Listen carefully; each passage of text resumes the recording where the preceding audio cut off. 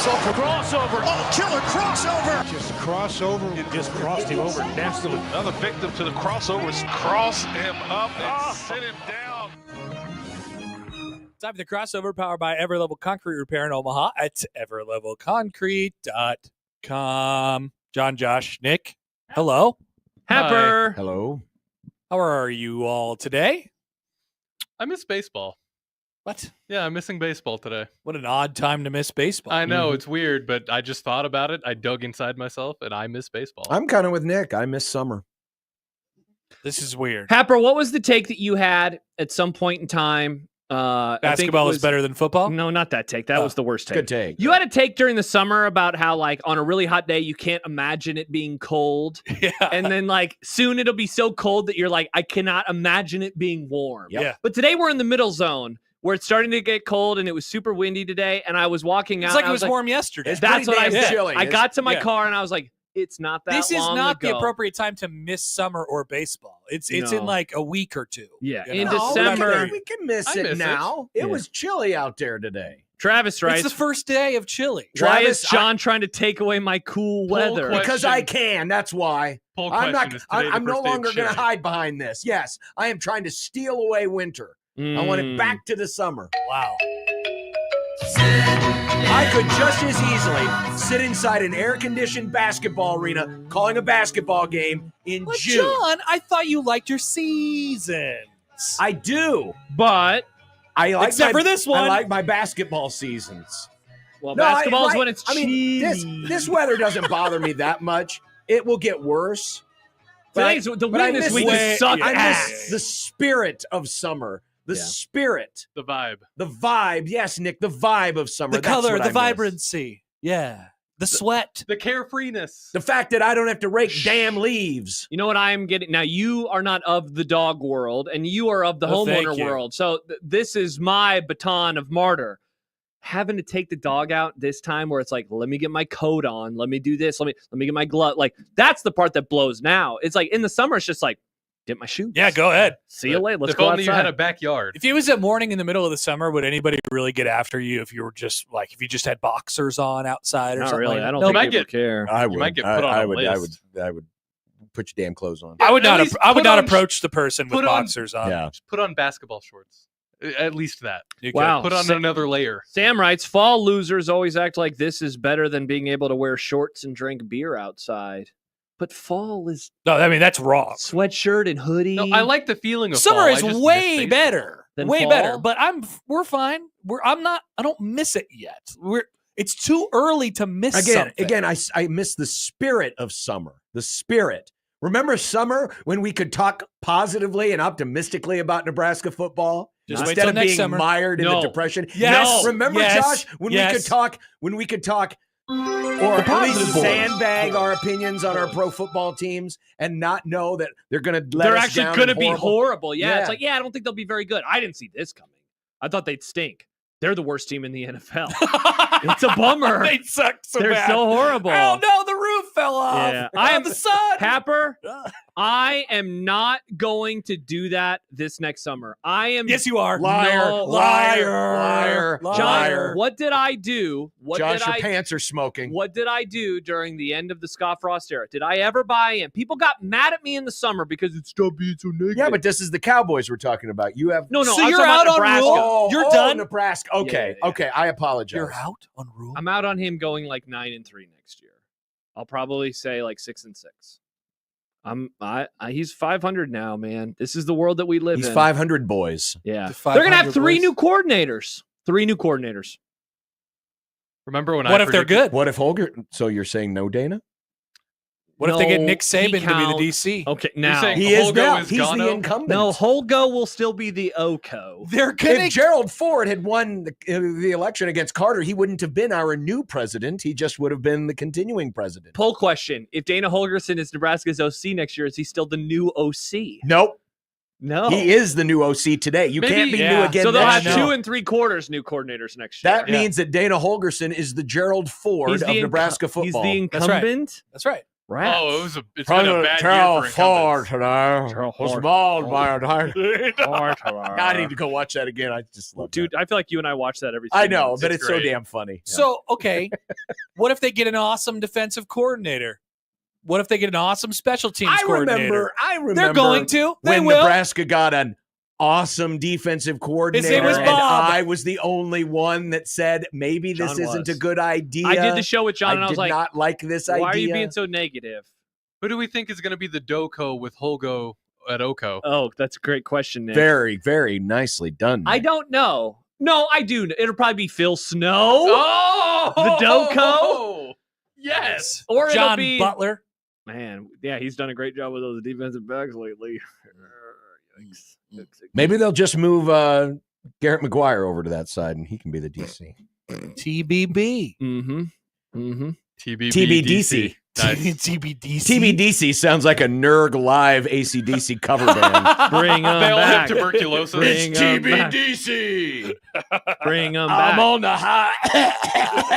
Way to hell. Sam writes, Happer didn't want to play in the Detroit Poop Bowl. Now that sounds great. Yeah, now it's like the most amazing bowl. Bet You you're know missing what? poop now. It's not about the bowl. It's about the six. It's not about It is the bowl. about the 6, but Poop Bowl I is the think 26th. I think the only way to justify if they do get to 6, the only bowl they should go to is Detroit. Get They out the should list, not be allowed to John. go anywhere else. Get out the list, John. Detroit. Get We're going to Banished. test everyone talking about, oh, we got to go to a bowl. We got to go to a bowl. Yeah, you're going to Detroit. Nick, play you're the Central director of Michigan. video. Can you send us there? Could we do the show from the Detroit Poop Bowl? I don't know if I have the power to send you Come to on, you Detroit. you have director in your name. You send Christopher people. Nolan can do things. Why can't you? You're right. Why We could why stay at aren't that I more like James Same Cameron? depressing casino that we stayed at for Creighton basketball. Oh man, I went to a casino. Oh yeah, when the people thought they were flying in the immigrants or whatever it was. Yep, Yes. What was And that Rob drunk Vander- uncle? It Rob turned out Vander- the immigrants were the Gonzaga basketball And team. where were we when that happened? Happer? Las Vegas. Getting coughed on. Man, I was thinking about Vegas today, and I just had a Me too. smile on my face. I texted our dear friend Todd Furman.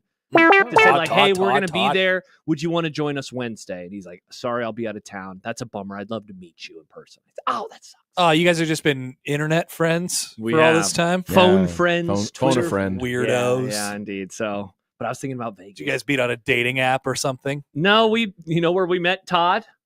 We met Todd. You meet him on a podcast? We met him on Outkick the Coverage. Oh, interesting. Do you remember that? Because we had Clay Travis on the show. Yeah, we did. Oh. And John Well, was like, we know who your producer Yeah, is. John Mr. was- Guns Nick. John was like, hey, tell me about They. this little something or other. And he goes, oh, that was actually this different guy, Todd Furman. And so I probably texted Clay. I was like, can I get Todd's number? And here we go. I Incredible. texted my dear friend Clay Travis. Do you still have Clay Travis's number? I do. It's still Say in hi my- to Clay Travis. I would Hi, rather Clay Where do, not. you, Travis. where do you think Josh is getting the MAGA hat for the MAGA tomato? He's Clay, could you calling please send Clay. me one? I will not be texting Clay Travis, but I still have his phone number. It's still in my phone. You know, I bet Clay has 7 different MAGA hats, Oh, one he's for each got day. all- He's Yeah. got, yeah. It's If all we could different have my- colors now. He's gonna have the my Bosa Tuesday version. MAGA hat. So I was gonna say, I bet if we ever want to talk to a 49ers guy, we could probably get to Bosa through Travis. Oh, we definitely could. I bet he's been on a show before. You got 3 circles? 3 circles of Bosa? Oh, like you're talking about the separation? No, like the separation, What is yeah. it? The 6 degrees of separation from Kevin Kevin Bacon. Bacon? Yeah. Was that a game? What was Yeah, that? it's a Yeah, it's game. like on Wikipedia. You just name somebody and then see how long it takes you to get to Kevin Bacon. Isn't it like that for like all actors though? yeah, Actor? they always do it with Hitler. People do it with Hitler. Sorry, underhit. Yeah, Yeah, wow. it did. It's 202. Designated That was Hitler. the most casual under. All right, so how do we think we'd get there with you? Get where? To Hitler. Oh. Happer to Hitler? Now, Well, that's are a we going game. from Hitler to Happer? Or You got to go Happer from to Happer to Hitler? Hitler. I mean, it's Okay. both. I mean, it's the How many same- degrees? It's the literal same thing. I feel like it's probably easier to get to Hitler from Happer. You just got to find something Happer that from says, Hitler. well, I don't have a Wikipedia page, it's so the you same can't do it. thing. But different paths, right? Like Happer, it's more of a narrow funnel going out, but Hitler, it's like a needle in a haystack to get. Oh, to the I right see. Because results. you have a bigger thing at the start Yeah. to then get. I don't to think the- I have a Wikipedia page, so No. that seems impossible. You don't. John does, I think. I think John's got one. John has a Wikipedia page. John Do- Bishop, do the I? actor. Do the I? actor? Oh yeah, there will be the comedian John Bishop. Yep, the English comedian. What about our John Bishop? John Bishop, the hockey coach. Wow, it's just one giant paragraph. Wow, what does it say about him? John Bishop is a sportscaster for NRG Media. Erg Live. Oh. Okay, I don't like it that it starts with this. He is the radio voice of the Creighton Blue Jays basketball and baseball teams, calls the preliminary games of the College World Series for Westwood One, and is the co-host of Unsportsmanlike Content. Oh, that's like the fourth thing. Wow. What am I? Yikes. Chopped liver? Yeah, apparently. Let's see. After graduating in 1994, Bishop grew up in Fremont, Nebraska, and graduated from the University of Nebraska-Lincoln. After graduating in 1994, is that true? Who wrote this? He became the Nebraska Cornhuskers baseball. He became the voice for Nebraska Cornhuskers baseball and worked pre and post game radio for Cornhusker football broadcasts. Is this true so far? Did you do pre? Oh, I did a lot. Yeah, I did Okay. pre. I did post. John, did you write this about yourself? We're gonna go. We'll go to the edit history in a moment. Let's see. I do recall at some point editing something. Okay. But I don't. Sorry, I just saw Odson's comment. Oh, what did Odson say? Yep. Connor is beloved by Larry the Cable Guy. Yeah. Anyone have any ideas how we can get to Hitler from there? Oh, my. Back to John's Wikipedia Yep. page. He was the television voice of the Nebraska State Boys and Girls High School Basketball Championships for KOLN and KGIN from 96 to 2010. That's true. Yep. Bishop subsequently became the voice of the Blue Jays baseball in 2006. In 2012, Bishop transferred from KLIN to NRG Media's sister station, KOZN, in August of 2012. That's true. Okay, that says in 2012 twice. You could remove In 2012, they transferred him in I guess I 2012. should edit it. Yeah, we could just- You should edit the editor. I would just change it to in August of 2012, he transferred. In 2013, Bishop was given the additional responsibility of the men's basketball play-by-play voice. And we could clean up that sentence. Dribble, swish. And began working with Nick Bosnanlis. Since 2012, Bishop has also served as one of the College World. Okay, now this is wrong. Since 2012, Bishop has also served as one of the College World Series play-by-play men, working alongside Kevin Kugler to call all games but the championship. Wow, boom roasted. You started doing the College World Series in 10 or 11, right? It wasn't. Yeah, so we got to fix this a little bit. Now, I don't have a Wikipedia page, which is very unfortunate. I You also want one? don't. I would love a Wikipedia. I'll How do take a you Wikipedia make? page. How do we make you one? I think you don't can just know. make it. Now, here's the other thing, too. John's page does not have a photo of John. Oh, we should submit something for because him. I think all you need is. we do not need I to have do many this. pictures of John on my We do phone. not need to do this. I think you can just make a page, and as This long as sounds you like have a sources bad to idea. cite, you're good. Now, I just got a text from Severe. I had Todd Furman on first. Michael, that was when we were all together. See, Michael used to work with John and I back in the... So, Michael, you know Clay Travis, too, and our dear friends with Clay Travis. Oh, interesting. That means we can play that separation game with Michael. Yep, indeed we can. Now, I am mentioned... Oh, wow. There's a lot of things going on our Wikipedia page for the station at large. Oh, dear God. Okay. Oh, wait. Wow. I'm going to edit one thing here. Oh, no. It does mention my name, but then After Hours with Jimmy Allen. Oh, Jimmy 100% put that in there. Do we think so? I think Jimmy might have put that in there. Jimmy, did you put that in there? I don't know who's editing our Wikipedia. I don't either. I don't either. I don't either. Yeah. Not familiar. Feels weird that we don't have control over this, doesn't it? That's why we like Wikipedia. We're like, we're the people at the, we're the things inside of the cages at the zoo. Watch us. Monkeys? Yeah, watch us dance. Hey, real quick 1,000 aside. watts by night. Is that how good our signal is? Yeah, it has to go down at night. We love AM radio. I got wind of a really cool story today. Wind boy.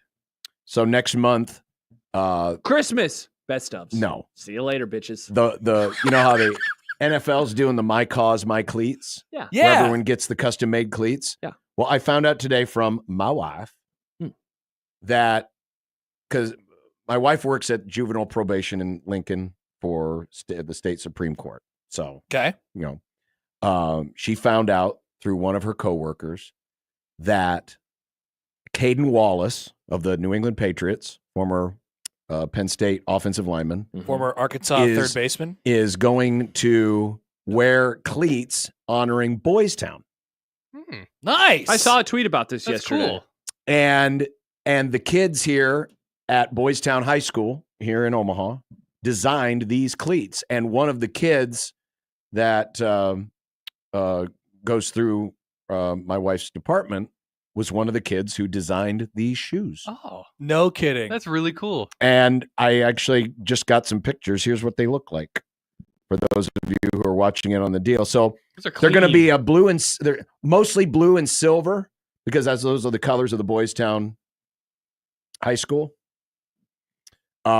But it's got like different other markings. It says Boys Town on the side. Those are awesome. Josh, I didn't have time to edit this stuff down, so just settle. What's I literally just uploaded. Everything's it a as joke we to you, speak. Josh. Everything's a joke to you. Presenting it. what's Boys Town, New England? Well, because Boys Boys Town. Town has different branches across the country. Did it start here? No, it started here. Okay. Father Flanagan started Boys Town here in Omaha. That's why we have the original Boys Town here. Mhm. But he's got the "He Ain't Heavy, He's My Brother" on the side. And there's a picture of a couple of the kids who helped design it. Very nice. That's pretty cool. It is very cool. So the kids here in Omaha at Boys Town We love the designed kids. these cleats for Caden Wallace. What is an interesting story you guys heard today? Did you hear other interesting stories about anything else? Any topic alerts? I got sent an interesting story. I have an interesting story too. Is it the one about the horse? Horse? No, it sounds like you have an interesting story. Well, people say that it's pretend, which is Oh, no, horses are real. no. I've seen them. So this Alabama player, he's suspended from the team. Oh, I've seen that one. Apparently Oh, it's not I real. have seen this. Yeah, and that made me laugh. And I quoted it. Did I think it was real? No. Did I want to share it though? Because it's kind of funny. Yeah, sure. Kind of. Yeah. So okay, what did you learn, Happer? I received a newspaper clipping Oh, this. from the Omaha Bee in March of 1922 or 1923. So 1923. 101 Yeah. years ago. Yeah. And it was must have been one of the first times that Creighton and Nebraska played each other in basketball. In basketball. I saw Fred Hoiberg had some Basket- takes about Basketball. basket space ball. Yes. That's exactly right. basketball. When did they put it together? I don't know. it's like the Toronto Blue Space Jays. They still haven't modernized and put theirs together. the Creighton University basket space ball players ended their 1923 season in a blaze of glory Saturday on the blue and white floor when they trounced the University of Nebraska quintet by a score of 46-24. Oh, There's a very long article afterwards. And back then, that's like an 86-64. Yeah, I game. mean they were running the run and gun. They were shooting like crazy. Yeah. back then. Yeah. So that was an interesting story. And we were all sharing interesting stories. Is that the very first? That's not the first. I don't know what the first meeting was, John. I'm not sure. Let me check Mr. Anderson's notes. Are we going to talk about the Manfred? So they called him Mr. Anderson. That's what that one kid called. Are we going to talk about the Manfred thing today? The who? what happened with baseball this time, Nick? He is trying to work with the other teams and clubs to get rid of the blackout restrictions and make it more of a national broadcast of all the games. What year Okay, did you say it was? 23, now what was the date? No, John March doesn't care. 3rd, Yes, that's the very first game. March 5th. Whoa, Yeah. it was played in March. How would March we feel about 3rd, that? What if 2023. Creighton and Nebraska Or ended 1923. their season on March the whatever against each other? How would we feel about Bracket that? buster. Well, they Yeah. they kind of half did when they played in the NIT. The NIT that one year. Oh, I remember that. 1990. I remember Kevin and Michael They played the NIT when Tolliver was Oh, here. 2004. Yeah, Sorry. Yeah. back when this show was better. Kevin and Michael did the show from the arena that day. Nice. Pretty cool. Pretty cool. Did you know that they've played twice in the NIT? What's the other time? Creighton beat Nebraska in 1984, John was 1984. 13. and Nebraska won Or in no, he was 2000. 12. He Dylan would've been Raiola was 13. negative 20. Oh man. Have you He- seen the thing? Oh crap! I just realized something. These are happening every 20 years, which means it's due for another one this year. Oh, they're going to play in the NIT this year. Oh, my God. Yeesh. Oh no! I don't think technically, either John, it fan would've been base would last- take It would that. have been last year. It would have been 2024 March. That's of true. It'll be Good point. 2025, John. Thank God we missed. Yeah, But they both were in the NCAA tournament. They just didn't play I each fixed it. other. Okay, hey, let's go back to Nick's baseball news. So they're getting rid of blackout restrictions. Manfred wants to get rid of blackout restrictions. He wants to work on TV deals with the Manfred clubs. would say that. Yeah. Well, again, good luck with that. Yeah. Good luck. That's going to be very difficult. Seems I like think- money. I think what part of it is he would allow the teams to keep like ad revenue and stuff like that, just to keep it under. I the can tell you umbrella this so they much: get the that money. Cubs and the Yankees, who have their own networks, are going to New York. tell Major League Baseball to go get bent. Yeah, the Dodgers are 100%. probably going to be a hard sell too. Yeah. So Wait, good The luck Royals with will be that. like, Can sure, you- sign me up No, today. wait, I'd love it. Can you explain? on YouTube. Wait, but why is that bad? Why is that bad for those franchises? Because they're already Good- making money hand over 'cause fist that's by the- having their own network and Yeah. producing their own stuff. No, they still would though, right? I assume the blackout restrictions would have to do with the But stupid Nick was talking about doing MLB.TV. deals with the whole Yeah, that's what I saw. See, I don't know. I don't know the story. Oh, so he wants to do like what the NFL has? Yeah. Yeah, okay, that's stupid. But if you were able to remove the dumb blackout restrictions, That would be great. You could just do But that with a the- snap of a finger. but the reason why the blackout exists is because you have to be a cable subscriber to the local network, and they don't want Yes. people. That's right. to just sign up for MLB.TV. Correct. Turns See, I out feel like nobody you has could- cable anymore. Could you just do something where it's like literally in that, just geofence the city and like maybe 5 to 10 miles around it? Like the fact that like we are or Iowa, the whole stupid thing in Iowa, like that's the stuff that they can fix. I feel like that should be an easy fix. Yeah. I Well, totally but you're agree. still not. But those cable systems still aren't getting the money I for. know that. Maybe we So- just send them $5. The article says that MLB is going to try to convince teams to share TV revenue by letting them keep more of the other revenue they're currently sharing, like sponsorships and ticket sales and merch and whatnot. Yeah, I mean, the only way to really effectively do this is to put everybody under one big umbrella. But as long as we have all of these competing different networks, it Umbrella? makes it harder to do. Couple things What an real fast. invention. Bigelow, nice simple. Bigelow says no postseason in 2020. This is the 20th postseason since 2020. Ah, crap. Back onto the NIT train, John. Choo choo. Well, no, it's still the no. 20th It's postseason, years. though. We don't know It's what happened years. in between 80 it's- whatever and yeah, whatever. it's years. I can tell you this: there wasn't COVID. Yeah, but maybe something else. Maybe the Yeah, war. these are years, so we passed it war. last Hey, year. remember the coach who said sign stealer guy last year? Remember that?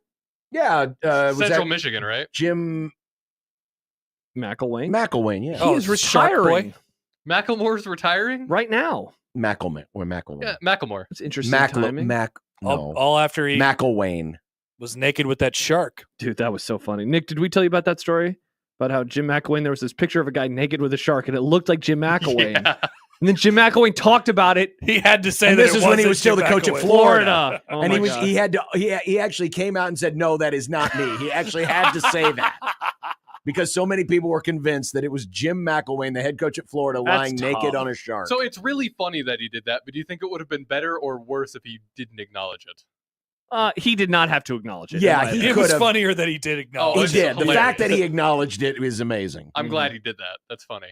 I mean, we are too, because it made for a hell of a bit.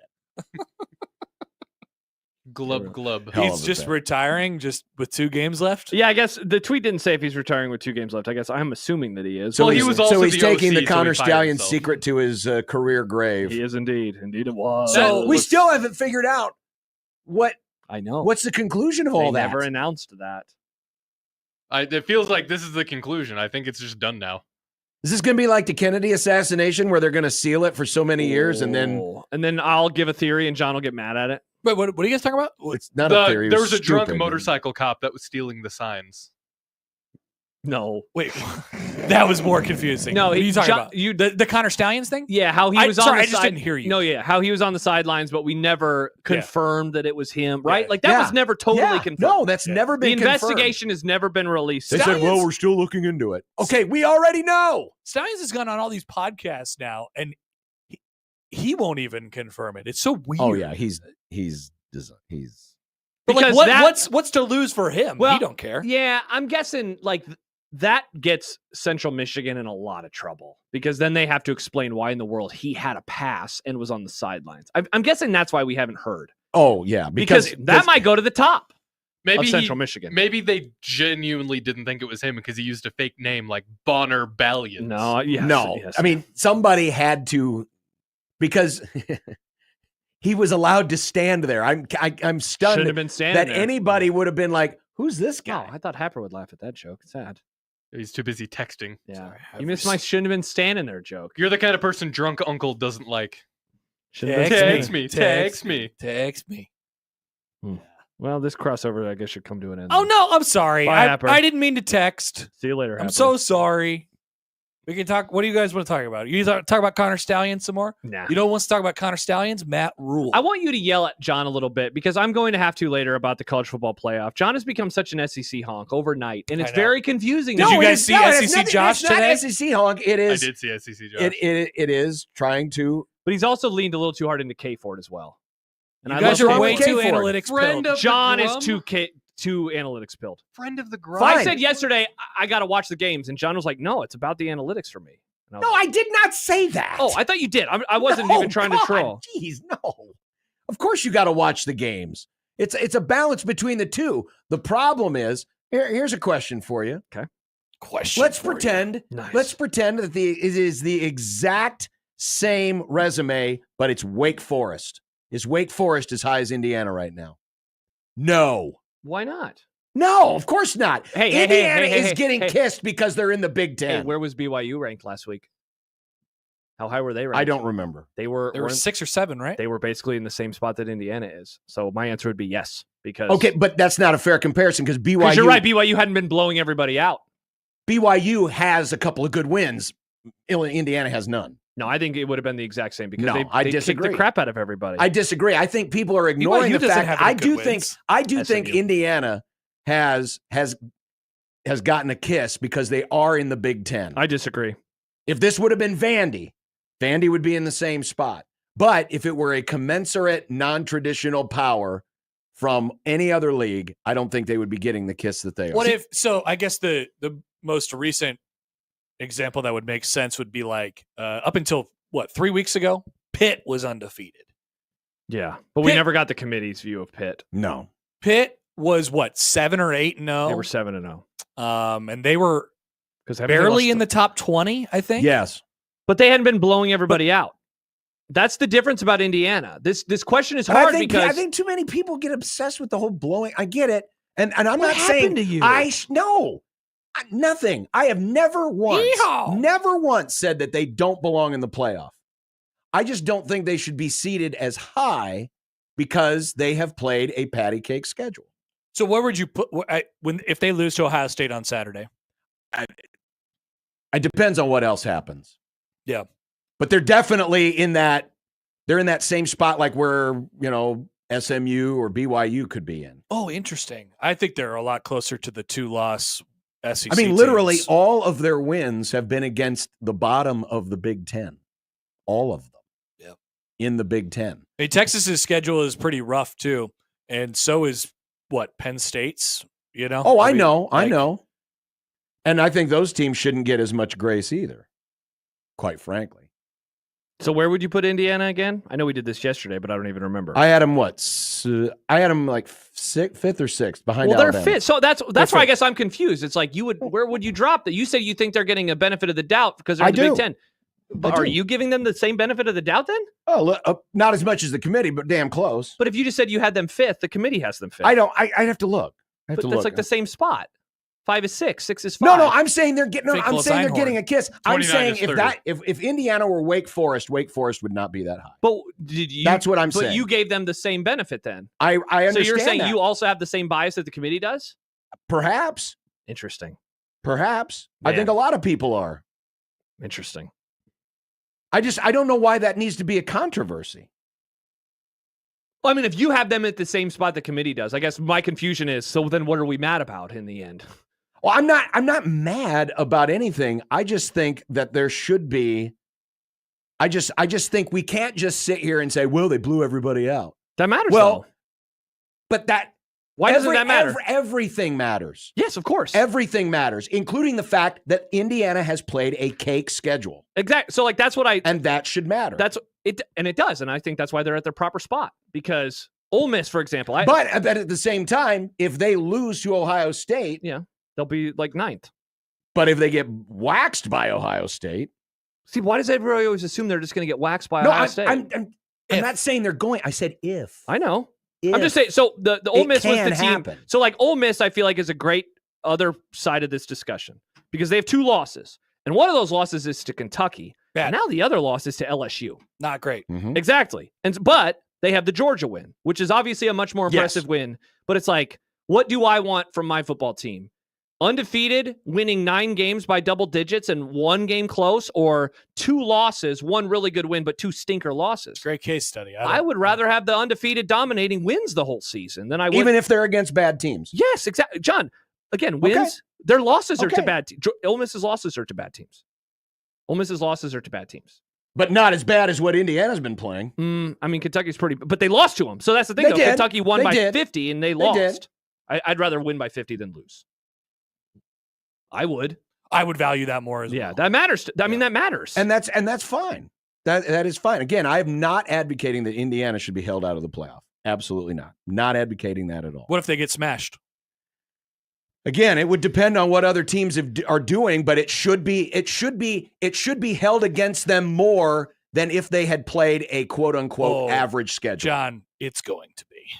I don't know if it is. If they get smashed, it's going to be quite the discussion. Oh, it will be a discussion. Oh, yeah. I'm not saying it won't be a discussion. I don't know if it's a foregone conclusion. I think no. I mean, for the record, Josh and I held. argued about this earlier too. But like, I think they're in pretty much no matter what. Same. But I don't. It's going to be a conversation. I don't. But honestly, it depends on what everybody else does.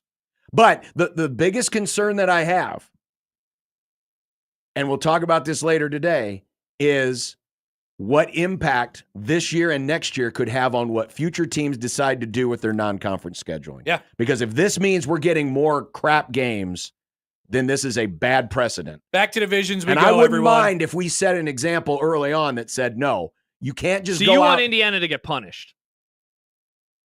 It's not even just about Indiana. It could be anybody. But Indiana's going to be the biggest test case because they didn't play it anybody. will be a test case. So you want them to get punished, though? Punish them. I want anybody to get punished for playing But a that's bad the thing. schedule. They, of all the playoff contenders, they would be the one that would have to get punished the most if what John wants to have. Because everybody else, it doesn't matter for everybody else at BYU and least- SMU and in Miami. everyone else attempted. Indiana did not attempt. No. So you And want, that's important. The you want intent, Indiana to get punished. The intent is important because, if Indiana had scheduled, Florida State this year. Well, it would have been funny because we would have viewed that as a great game. Well, in not September, now. We wouldn't view it now but you would because have- they're terrible. for sure. But that's what I'm saying. I don't want. I do think that intent should matter. I would love it if we could mandate that every power conference team must play another power conference team in the non-conference. This is great. We need this. This is an all-time narrative game. This is like one of the Oh, it greatest is. narrative games we've ever had. Just wait till we get to the playoff too. It's going to be an all-time narrative playoff. Yes. because we're Yeah. finally going to get SEC like 3 of the 4 first-round games because one of them is going to involve a G5. Yep. Most likely, unless Boise gets up to the 4 seed, but most likely 3 of the 4 That's are right. going to involve power schools, and it's mostly going to be North versus South. It's going to be Big Ten versus and in SEC. both locations too. Yeah, it's going to be pretty sweet. It's going to be pretty sweet. Yeah. CJ points out John and Connor did a complete 180 on Indiana. It is weird. We now. flipped opposite. Yeah, No, Happer. I have not done a 180. I actually don't feel like I have either. I think you both have. like No, I have not done a I 180. think their resume and their play is two different things. Like I have not been totally impressed by what they've done, but their resume is what their resume is. Like they deserve to be in the playoff. Mm-hmm. It's a foregone conclusion. They should. I be have in the always playoff. been, regardless if it's this playoff or any other previous playoff, probably 60% resume, 40% other. Because I think the resume should matter. Who you beat matters. Who you lose to matters.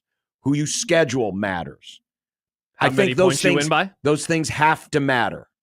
Is 49-50. Is 49 A great debate. It's a great question.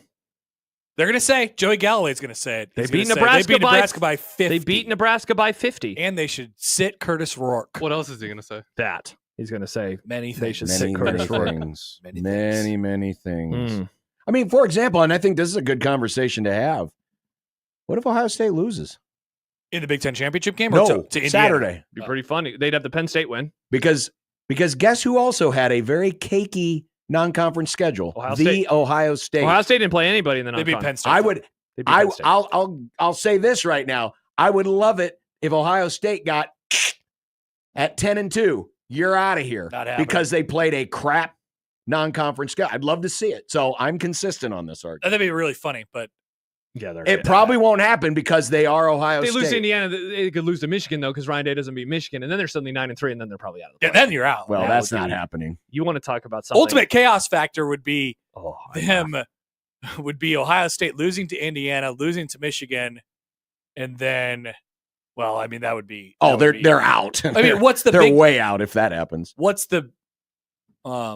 Never mind. Salesperson I forgot Josh they says, lost when Jordan. you lose matters. OSU boat races, Indiana, they'll plummet. I disagree. I don't think that matters like it used to. It should never matter. It used to matter. That doesn't matter anymore. It should never matter. A win or a loss in September. Michigan should beat count. Ohio A State win or a a few loss years in ago, and November. Ohio State got in the playoff. Like, I it am doesn't matter. super curious to see what they do with that team who loses the SEC title game, though. Ditto. Yeah, that's going to be a really fun case study. I agree. See, now I disagree. I think I know what they're going to do. They're going to get put in over the 5th place SEC team that didn't get into the. That's crazy. Even if they have a Made the conference title game. Off a tiebreaker. off a goofy Off a tiebreaker. tiebreaker. See, but again, then I don't think that the committee. Why would the committee want to take a stand on tiebreakers? They're just going to be like, no, they were in the SEC championship. Why are we punishing them for playing an extra game that they won off a tiebreaker? Because exactly, they got there randomly. But here's the thing: if the committee had, I guess it would be different. But then what is never mind. responsible for putting them there in the first place? Okay, so I'll give you one more thing. If the committee, let's say, the top, so the SEC champ is, or the number 1 seed or whatever in the conference has like 1 loss. So Texas. I guess it's just Texas, Yes. I guess. And then you have 4 teams that have 2 losses. And the 5th of those, so the 5th of that 1 through 5 was the one who won the tiebreaker in their rankings, right? So it's like team that's ranked number 12. Sure. Okay, you understand what I'm saying? Yes. If that team loses there, no, because they were Right. last. But if that team is 2nd best SEC or 3rd or 4th, then they won't get punished. So we have this potential scenario. So So So you know Texas what they and Texas A&M play each other next week. Correct. If Texas A&M beats Texas, then everybody's got 2 losses. barring And craziness. Texas A&M is in the title game, Yes. and they'd be playing Alabama in Yes. the title game. Yes. Let's say Texas A&M loses. Mm-hmm. Who gets in? I think Texas A&M would. They still get in I think so. Would they? in the playoff. Why would? I mean, they With would 3 have. losses. They'd have the Texas win though. They have the Texas win and 3 losses. See, but again, I'm being consistent on this. I don't think they're going to punish the loser of that game. Oh boy. okay, forget about what. But if they're you the think they should. Why I said that is because should they're the they? outside looking in right now. Oh, they're yeah. the last rated team, but they would have beaten Texas. So that's the thing, though. They would go. They would rise up, right? Yeah, Because the they only would. other team that beat Yeah. Texas. this Forget year is about what Georgia. you think the committee should do. Should they do that? Yes, I don't. I do not think a loser of a conference championship game, a pretend game that we all created 30 years ago, should not get punished for losing. Definitely not. Why would you get punished for that? I think it'd be wholly unfair to give a reward to not having to play in that game, unless again they are on the outside of what the committee's bracket would look like that week going into the game. Let's disagree all with that. say, Then why play the kumbaya. stupid? If I'm the team, Bingo. That's why See- it should not happen because games should have consequences. Winners should be rewarded. You know what I do Losers then? should be punished. And now what you're saying is, or at least what you're saying the committee would be saying is, well, this game doesn't really count except just for the winner. Does it count for basketball conference championships? Do teams drop seed lines because they lose in their conference tournament? No, they do not. So why would you punish a football team for making it to that game and then losing It's the game? different though because you've got so many more data points. But they to already go made off it there. of. They already made it there. You got so many more data If points. I'm Texas A&M, and I'd hold say, on. if never the smaller mind, we have conferences it is. COVID. We can't play. We have COVID. Now wait a minute. Sorry, Now- COVID. Now you see, you can't say that because Can't how say many you have COVID. how many It is teams 2024. how many teams have far fetched. I mean, like a Georgetown a few years ago that beat Creighton. Let's say they didn't. Yeah. They would not have made the NCAA But it didn't tournament. affect Creighton though. No, it didn't affect Creighton And as much. It didn't affect. No, it didn't affect them at all. Big Ten championship. Big But Ten. it goes in as a loss, a neutral site loss to Georgetown. Yeah, it does factor it goes into under the, your it does resume. factor into the You resume. think they moved them down a seed line because of that? I don't know if it bumps it down a whole seed line, but it Well, goes on their but resume see, that's just like the everything difference. else does. To his That's- point, that's- data point. that's data point we have 35 Bruce of Rasmussen's 35 number. data Call up points. Bruce Rasmussen and ask him, hey, did you guys ever move teams down That because guy they knows lost? committees. He would tell you, no, why would we move a team down for losing in their conference championship game? No, of course not. They wouldn't Yeah, do but it. this is different. You got 35 data points in Data basketball. points. This is for sure. This is 13 in football. Mhm. All right, let's all come together at the end of this crossover and hold hands and say, bring back divisions. Thank Yeah. you, Lord. There we go. Bring back divisions. Dynamic divisions. Dynamic. What? The change? Dynamic division. Wow. Fun. I'm excited to hear what that is. They change every year? That's weird. They would change Every 2 years. Yeah. Yeah, I'm out on that. Too Why? weird for you? Yeah. Yeah. I'm surprised Cyclical. John College came up football with is that idea. cyclical. It'll That's why fight- he wants to do it. That's why he it'll- wants it to. So it'd be cyclical. Well, yeah, because you're manipulating answering the all of cyclicality. you're answering all of the complaints of, well, it's not fair if these teams never see each other and they play in the same conference. Well, this would be an opportunity to at least to try to attempt. Well, to I have do another that. solution for that. Pods. Jeremiah says, I'm with Josh. I don't know what Josh Jeremiah is with because Odson is also commenting in the YouTube chat. So please do add an initial at the end of the I'm with person's my name. friends Josh. Nice. All right. Okay. Wow, Let's, that got sportsy. Yeah, I got very Sorry. sportsy. No, that was my fault. I was the one who brought up the playoff stuff. Yeah, you John wanted and I me to will- yell at John, and then you yelled at John for 20 minutes. Yep. Now I'll yell at him for the next 3 hours and 30 minutes. And he'll be wrong, as always. Nope, not at all. Very Says right. the guy who's wearing the Cowboys hat. Well, I said that they were going to suck. Nailed it. Why is Ray Lewis our thumbnail today? Because there's talks that he's could be in the running to coach FAU. Very topical for our audience. Yep. All right. Okay. Bye. Bye, Hepper. 1620 the zone? There he is.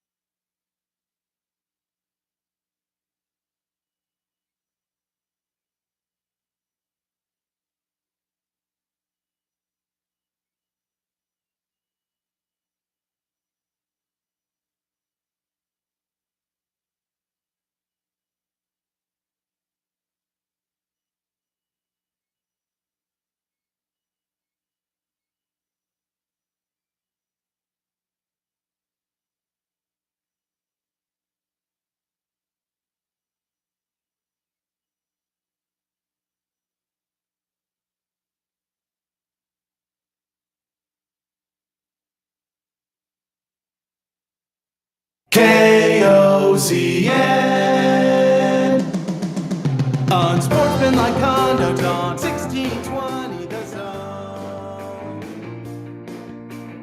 Husker Athletics, Creighton, and yes, UNO. Don't miss a moment, they'll give you your fix. They're on every day from 2 until 6. Spend your afternoons with John, Josh, and Nick.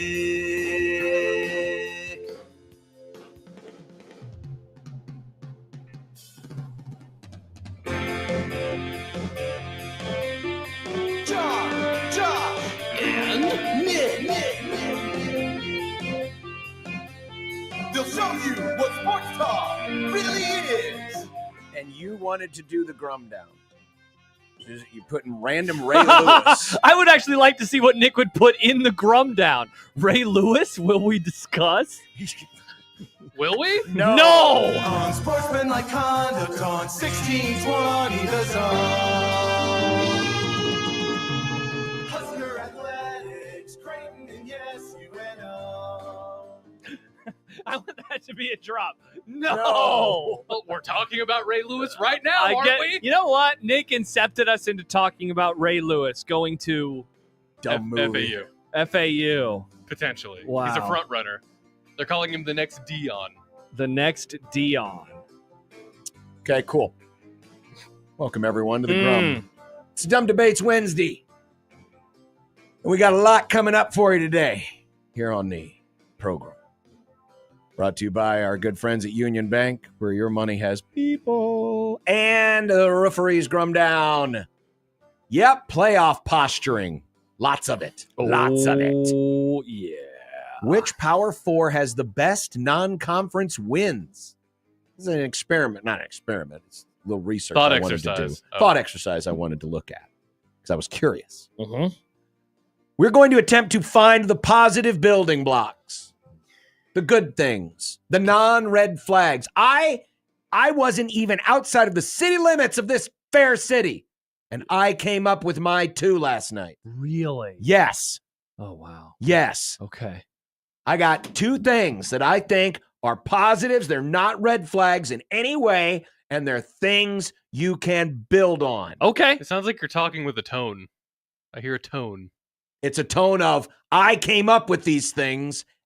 I got and one. That's where they are. I got one for sure. Good. And I think people actually might disagree with it, but that's okay. That's okay. That's okay. People are going to disagree with us. We can agree to disagree. And we'll disagree with them, yeah. And we will disagree. We will disagree with Mike Schaefer, maybe, about something coming up in just a few minutes. In fact, he's joining us live. I can't confirm anything that I will agree or disagree with. Yeah, I don't know. But he'll be with us shortly here from Husker247.com. We will get a Wisconsin preview with Kedrick. Is it Stumbris? We'll find out in an hour. He works with Athlon, and he covers the Badgers. I want to give a huge shout out to Nick Grimm because even Mike Stibbs couldn't book Wisconsin guests. Nick Grimm has gotten it done. He did. Wisconsin guests often will make fun of this state. They'll say, "Oh, do you have anything else to talk about?" Why aren't you talking about the Brewers? Hey, you Wisconsin guest. It's a football game, and it's being played this week, you dork. Man. He also followed me back, by the way, so I think we might just have a guy. There we go. Good. 25 teams and 25 grums next summer. I hope Kedrick is a good guest today. Yeah, let's hope he's good, actually. Yeah. Let's hope he's good. If he can't speak, that'd be a huge bummer. He's also a college basketball guy, John, so there you go. No, we don't want him You for can talk that. about Well, he Badgers covers Wisconsin. The basketball. Badgers play basketball. I don't think we've ever had a Back- guest on to talk Wisconsin hoops. Not the one Badgers time. We can do 25 teams, but Creighton. No, the Badgers are better at basketball. right now than 25 they are at teams, football. but Creighton. That's what Let's we'll name call it it. that. It's 25 teams, but Creighton. But then that means we'd have to do 25 college basketball guests in like October. Yeah, nobody wants that, Nick. Sorry, that segment is canceled. Like, you could start a new podcast, the John Bishop 25 Teams but Creighton podcast. Why would I do that? Why not? People would Mitch love Oltis, a mega showdown this week with the Chiefs and the Panthers. it. You know it's a mega showdown because Mitch sent us audio from one of the Chiefs. Didn't send us audio last week for that teeny tiny Bills game that had no bearing on anything whatsoever. But Mhm. Chiefs Panthers, that's where the fun begins. Mm, We'll get fired up for football. nice. And we will have dumb debates. And you can send us your dumb debates right now, right here, right now. Do Right it here. Do it in Right now. honor of our new Secretary of Education nominee, Linda McMahon. Can't believe I just said that. I can. No, John, have you read that entire list of people in the cabinet? I don't care. I just like the fact that somehow there's something constitutionally that puts Vince McMahon closer to the halls of government. Did you ever watch that show? I did. Was it any good? It's not bad. Yeah. This is a He's a funny creepy joke dude. that Yeah. maybe a few people in our audience will get, but this cabinet is like the Fortnite of politics. Yeah, I don't get that joke. Let's get back to the Grum down. That's fine.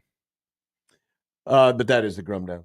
But Oh, okay. but yeah, send us your dumb debates. Use the hashtag on the JTech Construction Zone Twitter page, or send us an email into the Equitable Bank inbox, John at 1620thezone.com or Josh at 1620thezone.com. Or are we going to talk about Ray Lewis and content then? Nope. Yeah. Sorry, Nick. But FAU. No, not even FAU cares about Did you FAU. find out about the story on that FM prep website? Is that what's No. going on here? I did not. Or is this one of your breaking news on Reddit things? It's on Reddit. Aha! Is that where you saw it? Proof It's on the positive that is not a good place I to saw get the your news. story on ESPN this morning, but I was like, I don't really care. I didn't even see it on ESPN. Yeah, don't really care. I didn't even see it there. Even if we don't talk about it, I just wanted to put it up there just so people. You obviously did. I can't wait for tomorrow's random Nominee? or whatever. Oh, graphic that you yeah. make. Well, Nick does. I've never asked him about it, but I I was just haven't very either. confused about Ray Lewis because Nick will do that. His thumbnail is I thought maybe there was it's a new peek into his own mind. Yeah, You're welcome. I thought it was a new breakout or breakthrough in the murder case. I'm in surprised. Atlanta. Nice reference, John. I'm surprised you haven't asked about a lot of these. There was that one where those Secret Service agents were around Shohei's 50-50 ball. I don't want to bully you, so I try not to. Thanks. I'll be honest with you. John doesn't No even care. offense. Yeah, no, he I doesn't just, pay attention. I'm not looking at it. But and if Josh hadn't said something, I may have not noticed it. It spurns discussion. It has today. There we go. Noted Wisconsin fan Kyle writes, "There is a reason I listen to very little Wisconsin sports talk. Everything you think of that group is probably correct." Wow, shout out us. This is a compliment to us. Wait a minute. He says Wisconsin sports talk bad. I would rather listen to them talk Husker football 90% of the time than listen to Wisconsin forward discussion. I take that Except as for a today with our new There's friend so of the much in Grum. Wisconsin. I mean, they got yeah. He's a Packers fan. Kyle is a they got all Wisconsin the Badgers Wisconsin fan. sports, Marquette. They got the pro sports. Yeah, but they must not be good radio. We're good radio. The Packers aren't good radio. No, he said the host, John. Oh, Hosts. it's like man, Isn't Ellie over there covering the Packers now? Ellie She's is not like a sports talk Oh. host. She's a TV person. Fair. We were gonna try to have her as a regular, and then like the next day she was like, "See you later, everybody. I'm going to I Wisconsin." asked her, and Yeah. she's like, "I would," but That's right. We asked her, and then she broke the news to Nick. Yeah, that's true. Yeah, indeed. Let's see. Oh, did I mention the 42 Degrees of Source hotline by your mom's house? 402-951-1620. Shafe's coming up in a moment, but I did want to not let more time pass without saying thanks to Nick Handley for his time here at 1620 The Zone. If you missed it, Nick is no longer with us. He posted something on his social media. Most of you who follow him probably saw it. But I think the world of Nick. I think he is a great guy. He is a great professional. Loved working with him when I got a chance to on baseball games, and an occasional Big Red overreaction. I wish we could have done some more of those things. I hope that there's still opportunities to do things down the road. But just want to know, Nick, that we're thinking about you and your family, and we really appreciated you being a part of this team. Yeah, Nick was someone who, for the longest time, was actually on opposite of us over on 590. And so Yes. I remember when we found out internally that he was going to be joining us, I know that I wondered, I wonder how that will work out. And, will it be awkward at all in terms of how he was a competitor? You and I competed against him for many years. Yeah. And the literal first day that we were here at the same time, there was a meeting, went up. I think both of us had a joke to crack about that fact. And then it was like he had been working here for years, which, he had. He had been here before. He had been here for years. Yeah. he was one of the OGs. Yeah, he was, and obviously he's still alive, so it's I Right. don't want to say all this stuff in past tense, but everyone that I had talked to, because I'd never met him until he started working here. everyone that knew him told me like he is an incredibly nice guy. You're going to really enjoy working with him. And sure enough, nobody was lying about that. He was such a great guy. We had a chance to do a handful of shows, mainly College World Series stuff, and I think 1 or 2 bigger at overreactions. Very much going to miss how he approached things, how he operated, and I guess being a sad Bears fan, it was nice to have another sad NFL fan on the radio with me at the station. He was a really nice guy. He is a really nice guy. I wish I had a chance to work with him more than I did. It's been here and there, but I think the longest I got to work with him was during that Grum where he filled in for John. Yep. That was a really fun Grum. Yeah, we had a good time that Thank day. you, So, Nick. Yeah, I'm going to miss working with Nick. He also laughed at my Lord of the Rings joke. Unlike right. some Well, people. We're here to compliment Nick, not to insult him. Wow. All right. With that, we'll be back. Mr. Schaefer standing by from Husker247.com on 1620 The Zone.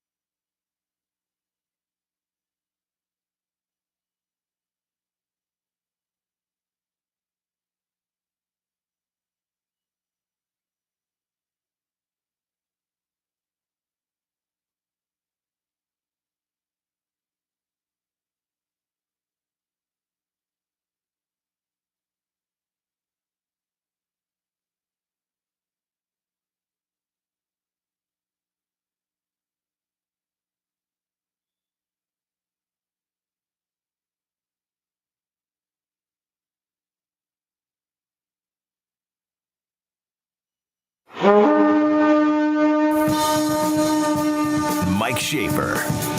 There's a part of me that really thinks that there's a Sasquatch. Mike Schaefer. I think the issues here are largely football related. Mike Schaefer. People are like, oh, the Vikings are terrible. And it's like, yeah, terrible teams always go 13-4. Mike Schaefer. I don't feel good for anybody. All my entire life is rooting for sports teams that get as tantalizingly close as possible and then don't win. Mike Schaefer. I have no joy in my heart for you or you or you. Mike Schaefer.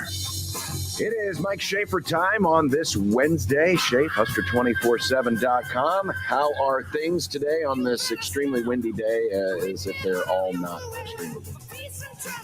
Yeah, well, when you live in Nebraska, it's just one big wind farm waiting to be harvested. So, that's what we have here in this state.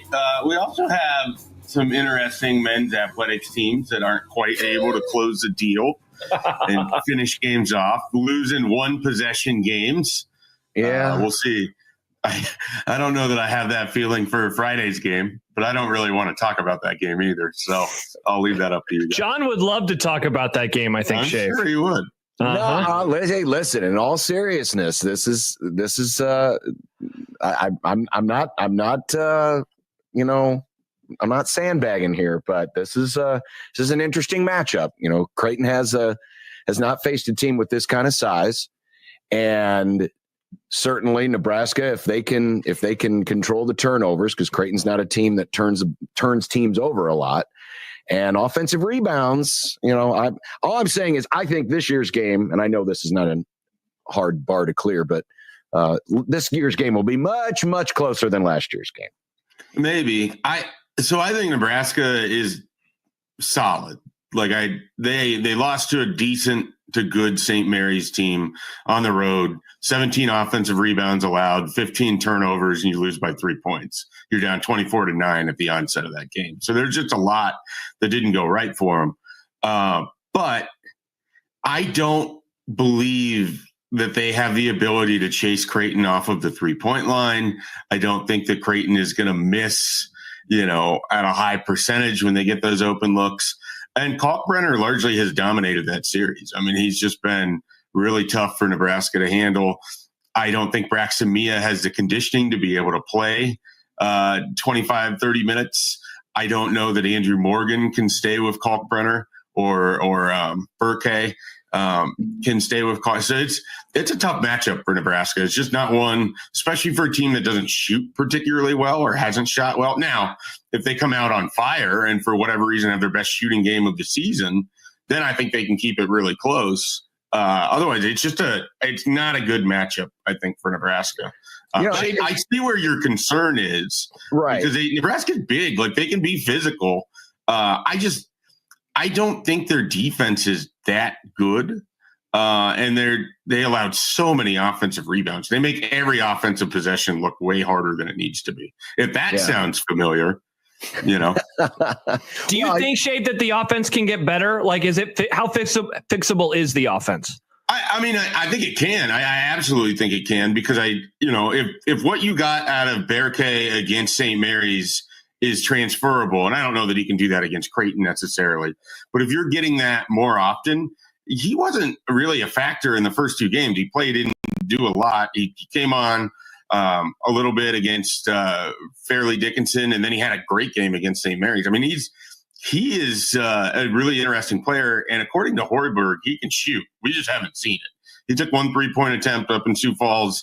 It missed the rim. The only thing it was hitting was the left side of the backboard. It made one of those kind of hilarious noises when a shot is that bad. It's the thud. It's not even like a bank sound, just like the thud against the bottom part of the backboard there. So he's got a great free throw stroke. I mean, he's a good free throw shooter. They haven't gotten shooting from him or Gavin Griffiths. Connor Essegian has been better as of late, but I just don't know that they have enough guys that can hit from deep to stay in there. And you can't trade twos for threes. I mean, they did that against St. Mary's and they lost by 3 points. I mean, that's essentially, Nebraska's biggest concern is that they're built to be a shooting team and they're not shooting. So then they have to get to the free throw line. They're doing that at an incredibly improbable rate. They're not going to get 30 free throw attempts against Creighton. So where are those points going to come from?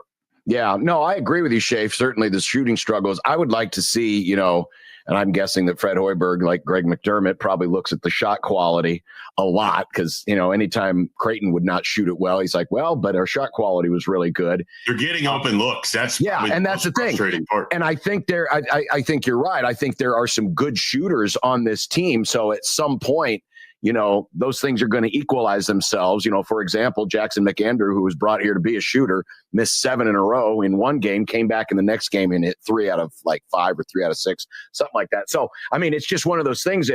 If Nebraska snaps out of it this week, that'll be the difference between the free throw points that they've been getting. And that's when the game gets really, really interesting. The crazy thing is Creighton has not shot the ball that well. They had a good half last week against Kansas City, and then it kind of went south afterwards. So really, it could come down to which team is making their threes. And, I know in the history of this series that has always, benefited Creighton. But, if the shooting percentages continue to stay where they are, I think that's where you can really have a really tight game. I'm looking forward to it. I think it'll be a really intriguing matchups, and we'll all be there. Well, Josh will be at the women's game, but he's welcome to come join us afterwards. I'll probably come home. I'm sure he will say that he needs to go home and let Banks out, but really it's just an excuse for him to be home on a Friday. Hey, look, I'll be doing a game. Watching some low-level college football. Wrong. I will be watching the game. I will be watching it, but yes, I will get home to Banks. What, the Purdue-Michigan State game? Yes, I believe you will. I'll be watching the Nebraska-Creighton game. I'll be there glued to my TV. Josh is not that much of a sicko that he's going to watch Michigan State-Purdue over Nebraska-Creighton basketball. Yeah, I know that he's not at all. Not at all. I don't believe it. I don't believe that he would watch Purdue, Michigan State over Nebraska. It'll be on my third TV as I'm also reading a book and listening to a podcast. You do know me very well. Yeah, I do. You know me now very well. I can't exactly dispute. No. All right, Shafe. So I'm curious what your impressions were yesterday of Dana Holgorsen, getting the chance to hear him for the first time as a Nebraska coach.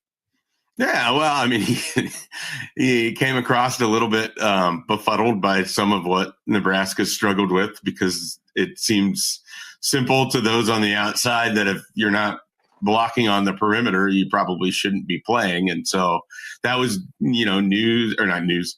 That was good for, I think, a lot of fans to be able to hear a coach actually basically just say that out loud. And now this is one that would have the ability to determine who's playing and everything like that.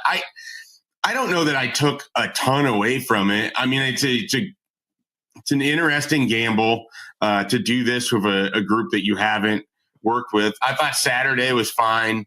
I didn't think that there was like a markedly big change, but I also didn't expect there to be a markedly big change. And I'm thinking that maybe over the next 2 weeks, we'll continue to see him put his stamp on things, whether that's with personnel and player usage, whether that's with certain designs. I mean, there was some nicely designed plays that they just weren't able to run to completion because of, different outside factors. But I want to see more, certainly. And then I am anticipating, I know they're staying away from this, and there's a part of me that wonders, if there's a reason why they're just not all in on this being what's going to happen for 2025. But I would be shocked if he's not Nebraska's offensive coordinator next year. I don't know what the exact reason would be that he wouldn't be, but I think that's a good thing. I like him working with Dylan Raiola already. He seems to be, speaking positively and enamored with what he has there at quarterback, as he should be. I think that talent is real. What I hope is that in these final 2 games, we see more, and I use this game a lot, but I thought it was the best he looked all season. I hope we get to see more Illinois Dylan Raiola somewhere in these next final 2 games than certainly what we've seen previous. And I don't know if that's rewiring. I don't know how you can make him process a little bit faster. To me, and I've said this countless times, he looks like he's placing the football and not throwing a football. And, as someone who pitched at an extremely low level and not particularly well. And you hear that all the time from when you would, throw, don't place. Don't aim it, throw it. It feels like like a lot of people on this team, he's trying to be too perfect to avoid mistakes, and it's leading to mistakes. And so hopefully that can get corrected too, though that seems like something that's probably more of an off season. Hey, Shape, going back to the receiver conversation, I know that you and I were very intrigued, if not outright bullish, about the hiring of Garrett McGuire a couple of years ago, because it was like, wow, this is pretty interesting. One criticism that hiring got more than maybe most was, look, is he going to be able to demand the respect of the wide receiver room given his age? I wonder, given what Holgorsen said yesterday and how we have seen them play throughout the first 22 games of the Rule tenure, has that critique been proven true, do you think? Yeah, without being inside the walls over there, it's hard to know. I mean, because this was a conversation that happened before the Colorado game, but I had a chance to run into the dad of one of the wide receivers on the team, and we were just kind of BSing, and the topic of Garrett McGuire came up, and I asked sort of what his son thinks, and he goes, beyond just my son, I can tell you what the parents of the other receivers think, and the receivers themselves. They all really liked him. They all seem to have a good relationship with him, or I shouldn't say all, but most of them do. And so there seemed to be a really positive vibe about that. Now, that was ahead of the Colorado game. Obviously, when things don't go well, we start to look for reasons or, scapegoats or what have you. I don't know, without being over there day to day, I don't know if he is able to effectively lead in terms of he asks guys to do it if they go and do it. I will say this, it's odd to me that for a program that preaches accountability as often as they do, you see the same people make the same mistakes over and over and over. And that's not limited to wide receiver. That's all over the field. So, that accountability that we saw Dante Dowdell benched immediately after fumbling. Yeah. Like that was like a big storyline in week one. Yep. And yet you can watch a guy completely be out of position or half-ass a perimeter block the entirety of the season, and it takes an outside offensive coordinator to come in and basically make the statement that he did. Like, I don't know. There's just things that don't add up, and I don't think it's specific to Garrett McGuire. But I do wonder, if it's hard to have the same respect or appreciation or even motivation to go out there and bust ass for Garrett McGuire as it would have been if it was Mickey Joseph, as they had asked for, and that was the plan prior to everything that went down in his personal life. So, it's just hard to say without being over there. But I know this. He's really well liked. I think he's a big asset for Nebraska in recruiting. So I don't, there's a lot of conversation about who stays, who goes as it relates to Nebraska's offensive staff, and a lot of, dream staff building and people picking former Huskers that they would just slide in as coach despite just no relevant experience, that kind of thing. I would be shocked if McGuire isn't involved with Nebraska in some capacity. Maybe his role shifts, but he's been an asset for them recruiting-wise. He's still an asset for them recruiting-wise. When you're talking Michael Terry, Cortez Mills, guys that you're trying to add, guys that you're trying to keep, things of that nature. I just think, Shafe, that, and I've kind of experienced this a little bit back in my earlier days in my career, it is hard to command respect of a room when you're looked at almost as a peer. And I'm not saying this is necessarily what's happening here, but my gut tells me this is what's happening, because you're talking about a guy who's fresh out of college and actually looks younger than a lot of those guys do. And I wonder if maybe the relationship is a little too chummy or too nice, and that there's not that, that command of, hey, when I give you an instruction, you go out and do it. Right. And I'm not saying he has to be a hard ass, Bob Knight, tough of type coach, but I do wonder if maybe there's some of that at play here, which is why it took a Holgorsen to come in and say, no, this isn't working.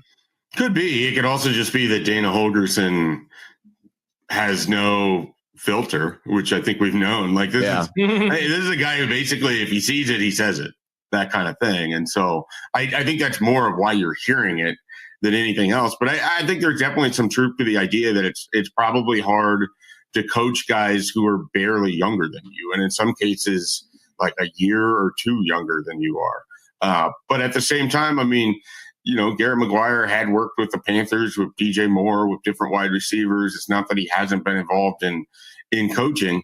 And maybe that's just part of his growth and maturation as a coach too, is to figure out how to get them to view him, not just as someone around the same age, but as someone that you have to take what he says and, utilize it in your game. Shafe, for the second time in 2 or 3 weeks, Matt Rule, he didn't really so much call out anybody by name, but brought up the defense in terms of and it was a part of that quote about not being snake bit, not being cursed, talking about how they defended on some of those passes. And I use that as an entry point to ask you this. What the world's going on with the defense, man? Like, I thought there would be some regression year over year, mainly because they just tackled so well last year. They made such a big jump that I didn't think that they could sustain it. But I don't know. I didn't really see this happening. Are there too many cooks, to quote a 10-year-old video on YouTube, on that side of the ball right now? What explains those struggles? Good video, by the way. Yeah, so there's just a part of me that, and this is maybe too simplistic, I think portions of that defense have played well. Now, the defensive line has had their moments where they haven't been as good, but the secondary has kind of really been the struggle sort of throughout the Big Ten play. I mean, once they got into Big Ten play, the secondary has kind of had its issues, other than when Purdue and Rutgers are the only two games where they really haven't struggled. And noticeably, those are the two games that Nebraska won. So draw that corollary if you want. But to me, the big thing is, do you remember busts in the way that they were occurring in 2023? I tweeted this on Saturday, and I don't know that it's as simplistic as this, but man, was Omar Brown just that big of a deal for them communications wise as a steady veteran on the back end? I mean, he played good football last year. He had guys in the right position. And I hate singling people out, but I don't think you're getting strong performances from Deshaun Singleton in the way that you would have anticipated. He in particular seems to really struggle anticipating a run versus a pass, or getting caught with his eyes in the backfield. I think Isaac Gifford would be the first to tell you he hasn't had a good season, but it looks, a team like USC is built to make a team like Nebraska look bad. I mean, I want to start with that. But it's not just been USC. I mean, it feels like there are times where guys on the back end, specifically at safety, have been incredibly slow to get to their spot, to get to the run fit, have missed tackles, have missed plays, have their eyes in the wrong place, have been outright burned on routes. And I don't know that that's just straight athleticism. I just don't know that the guys they have at the safety spot are good enough for the rest of that defense. And then you can get into the conversation of, Malcolm Hartzog. It's one thing if you're getting Randy Moss by a guy who's 6'5" and he's bigger than you. It's another when the damn ball goes through your hands right to his, so you got to make that play. And here's the thing, Malcolm Hartzog leads the team in interceptions. So it's not like he can't intercept a pass. Right. He just, in that moment, didn't make a play. And then other things that just compound it for Nebraska. You do everything right on a 3rd and 10. And they still get 9.5 yards after the ball flutters out of his hand, bounces off of a face mask to a receiver who isn't immediately tackled and is able to get to that, 6 inches away. Like, it just, when it rains, it pours with this defense. It never feels like they just are able to do things on their own accord. They're very much a bend, don't break. So they're not going to get a ton of 3 and outs if they don't get a bunch of pressure up front. And they play off in coverage to allow teams, because they think that they can tackle and keep the big plays from happening. When you face a quarterback like USC's, who's just going to scramble around, draw it up in the dirt, and has about a half dozen throws that could have been intercepted at any point in that game, he turned, and fortunately for him and his receivers, they turned quite a few of those into big key receptions. Nebraska had plenty of opportunities to win that game defensively and didn't do it. Shafe, any guesses as to who the mystery offensive player that Dana was talking about yesterday? We got a message board thread on this, as well as probably like 50 posts not in that thread. I think people are assuming Mekhi Nelson because Matt Rule also talked about him. When I hear that quote, it makes it sound like it's a freshman, like a guy who hasn't played much. So that I would remove like Malachi Coleman, Jalen Lloyd, people like that. I wonder, a Quinn Clark, big physical guy, good athlete when he was up in Montana. I think he's someone Nebraska's excited about in the future. You have Keelan Smith. You have Isaiah McMorris and Mekhi Nelson. I mean, it's one of those four seems like the most likely. I would, if I had to just throw a guess out there, I'd maybe go Quinn Clark, but there's no rhyme or reason behind it. We'll see, we'll see what the personnel actually looks like. That's one of the things I'm most interested in, because I thought Janiran Bonner, who's not a young guy, was fantastic on Saturday. And I want to see more of that, because he gets his shoulders square north and south when he goes up the field. And we don't see that a lot. Emma Johnson was really good. I mean, there was some good performances in there, and there's stuff that they can build upon. It doesn't just have to be, try to go find a random freshman and throw him in. Can you get Janiran Bonner the ball more? Is there more for Jalen Lloyd to do in that offense? I mean, there's a lot of guys that I thought were going to have more involvement than they have. And part of that is Nebraska throws 38 times to barely get to 200 yards. So it's just been a rough, borderline disgusting year of offense. Yeah, it certainly has. Mike Schaefer, Husker 24/7. Schaefer, we'll see you at the CHI Center on Friday night. Look forward to it. Yeah, I'll be wearing my best neutral gray hooded sweatshirt. Not participating in our blue out? No. Why don't you wear Vikings purple, and then we can confuse it for blue? That's not a bad idea, actually. If I had and I thought about buying one of these, my wife has thought about buying me one of these. If I had a green Seattle Sonic sweatshirt, like a throwback, or even just like a Sean Kemp jersey, which might give people the wrong thoughts about me, but that was one of my favorite athletes when I was a kid. If I had something like that, I would probably bust it out for Friday, just to stand out a little bit. As it is, neutral gray, look for me. Well, hey, anyone doing any early holiday shopping for Mr. Mike Schaefer, a Kemp or Sonic's sweatshirt from the 90s? That would be very, very very green hat would be pretty good. I should make this happen. That would be sweet. I think you'd look good in a coffee black, throwback Flint, Michigan Tropics jersey. Oh, there we go. There we go.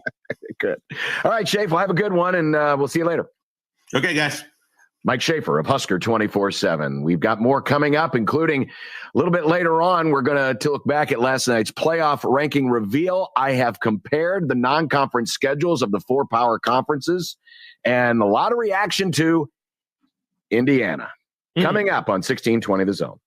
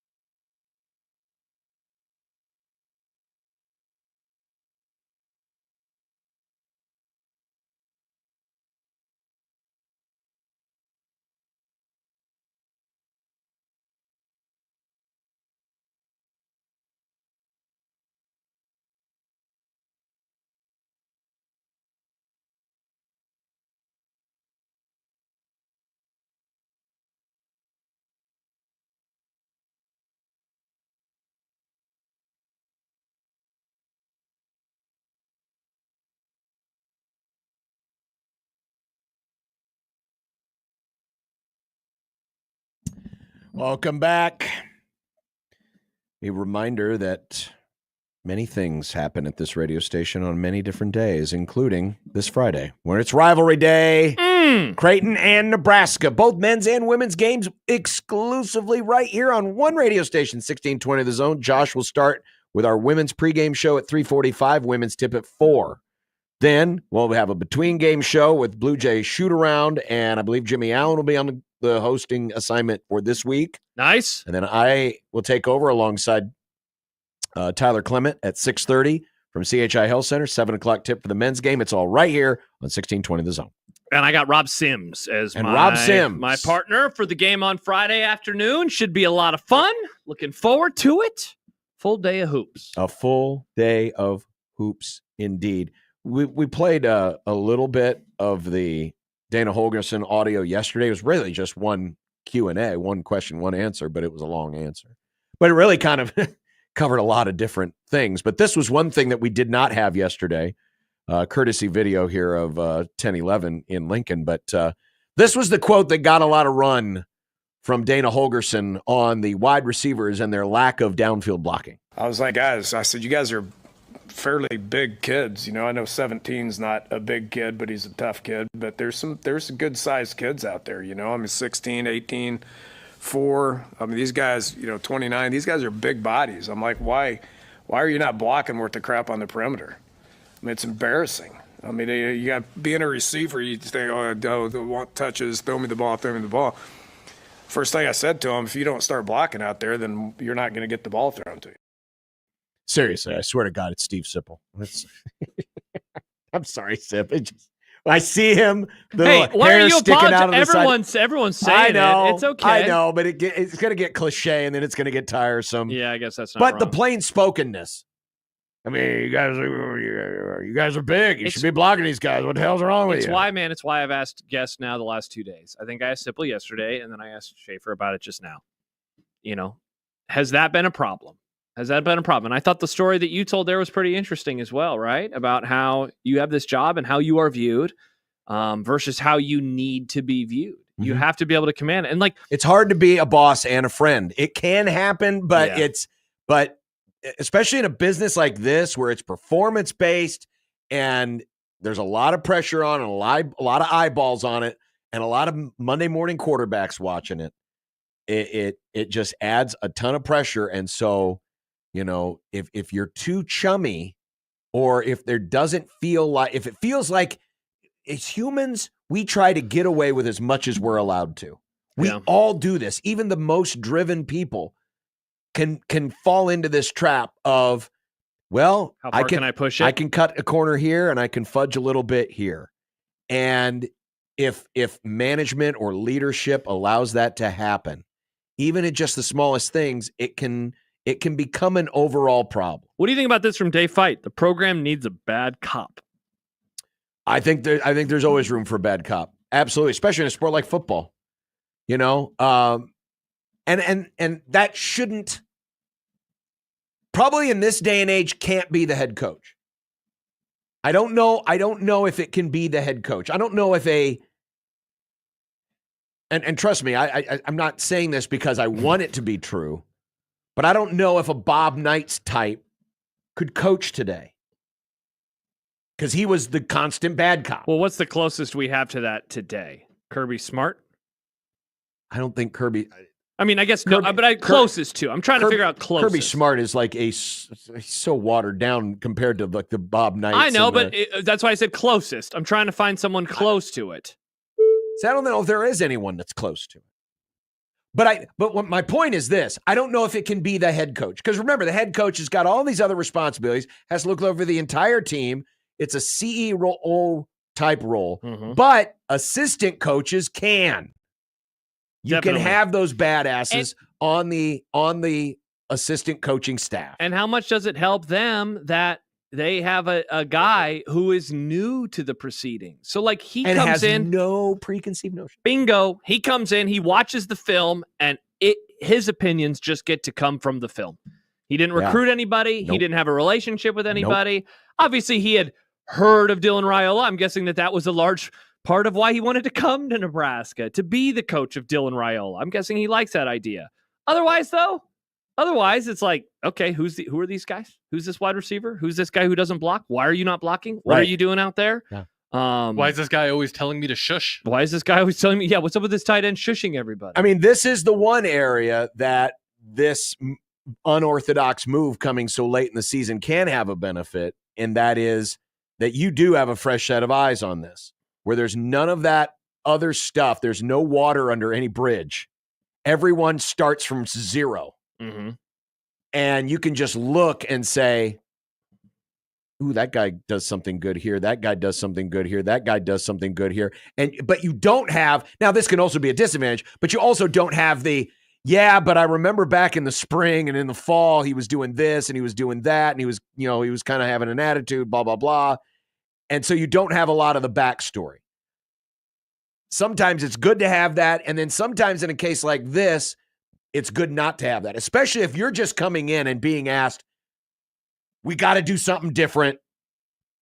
Here it is. So this is where this very unorthodox move can have an advantage, because now you can look at your skill position, just your players in general, with a completely clean slate and try to figure out, forget about personality, forget about relationships. It's just about, how can I make this O on the chalkboard do this thing the best? It's kind of a dispassionate way of looking at things. But maybe it's exactly what the team needs right now. Perhaps. Now, again, there's a lot of the other stuff. Though I guess if we're doing the T chart of here's the positives, here's the negatives, all those things I think can be a positive. Now, there's still a lot of negatives on there, like, still trying to figure out, how to speak the language and, just getting familiar with, the lay of the land. But, this is one area, and we'll see. I mean, it may have unlocked something in Jamal Banks. He had his best game in weeks. And then there's this mystery player. I think, I wonder if the mystery player isn't just Carter Nelson. I know it sounds like the most obvious. I know Shafe, he thought, it sounded like a freshman or something like that. I wonder if it's Carter Nelson. That's my guess, too. But he never even brought him up. He never even brought up Carter Nelson. No, he brought up 29. Remember when he was listening to numbers there in that clip? No, I was talking about Schaefer. Oh, Schaefer did. No, Schaefer didn't. I think it might be Carter Nelson. Yeah. By the way, going back to the comparison to Steve Sipple, Bayman writes, Dana the Snowflake is one old triggered soul with reading glasses sitting on his nose and wide receivers that really blow. Oh, okay, now. Those are Bayman's words. Not get personal. Yeah, there was an extra syllable in there, Bayman. So let's do a little couple rewrites and we'll go from there. We're going to talk with Kendrick Stumbris of Athlon, who covers the Wisconsin Badgers. They have their own interesting scenario. They got rid of their offense. I mean, got rid of him. Like, he's out of the building. Like, he had to turn in. He's gone. I would love to. And now it's going to be, a collaborative experience. In calling plays. I would love to know, and we'll ask him this question. Who does he think's fan base is more miserable right now, Nebraska's or Wisconsin? Obviously, he can only tell us about that fan base, but I don't think they're very happy right now either. Next on 1620 The Zone. Nick Grimm for Circus Sports Iowa. Circus Sports Iowa is your home for college and pro football. But did you know it's also your home for college and pro hoops? Because it is. Anywhere in the state of Iowa, even the comfort of your own home, you can play along with all the action using the live in-game lines, props, futures, and of course, those tight money line splits that we all love. Tonight in the NBA, the 76ers and Grizzlies tip off at 7. The Grizz at plus 150 to take them down. The Magic are playing tonight also, minus 165 on the Clippers. And on the college side of things, Gonzaga and Long Beach State tip off at 8, and the points total for that one is 152.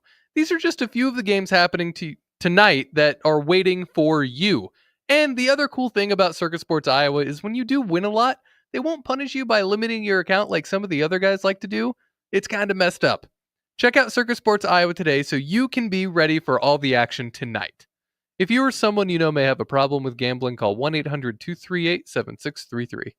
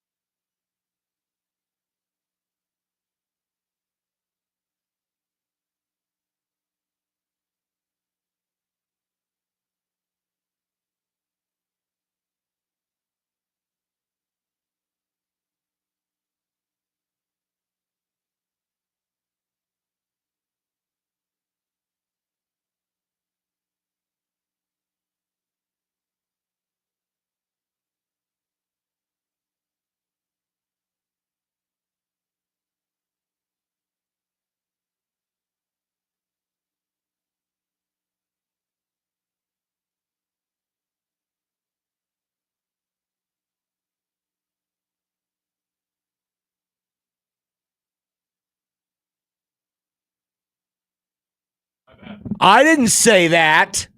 Basically did. Nope. Welcome back, everyone. Hello. So, I don't know if this is going to make folks feel better or not, but our good friend Kelly Ford, he does a what if ranking. This is going to make people feel miserable. This is a what if every one possession and overtime game had the opposite result. Oh, no. And then he runs it through the filter of his most deserving rankings, which is kind of his formula of determining who should be in the playoff. And well, do you have a little graphic for this? There it is. Ole Miss. It's amazing that Ole Miss, Georgia, and Alabama still 1, 2, and 3. If you flip the one score in overtime games, which tells you that Ole Miss, Georgia, and Alabama have not played a lot of one possession in overtime games. They've played a lot of blowouts. Well, yeah, so Ole Miss has only played 2, and they've lost both of them. Yep, Georgia and Alabama have played 4, and so they have gone 2-2, whereas Nebraska, they have only won one one-score game, and then a lot of the losses are by one score as well. Nebraska would be rated 5th, according to K Ford. Oh, man. They'd be right in the mix. Behind Ole Miss, Georgia, Alabama, Virginia Tech. Oh. It would be right there. Louisville would be 6th. Cal would be 7th. Man, look at Cal.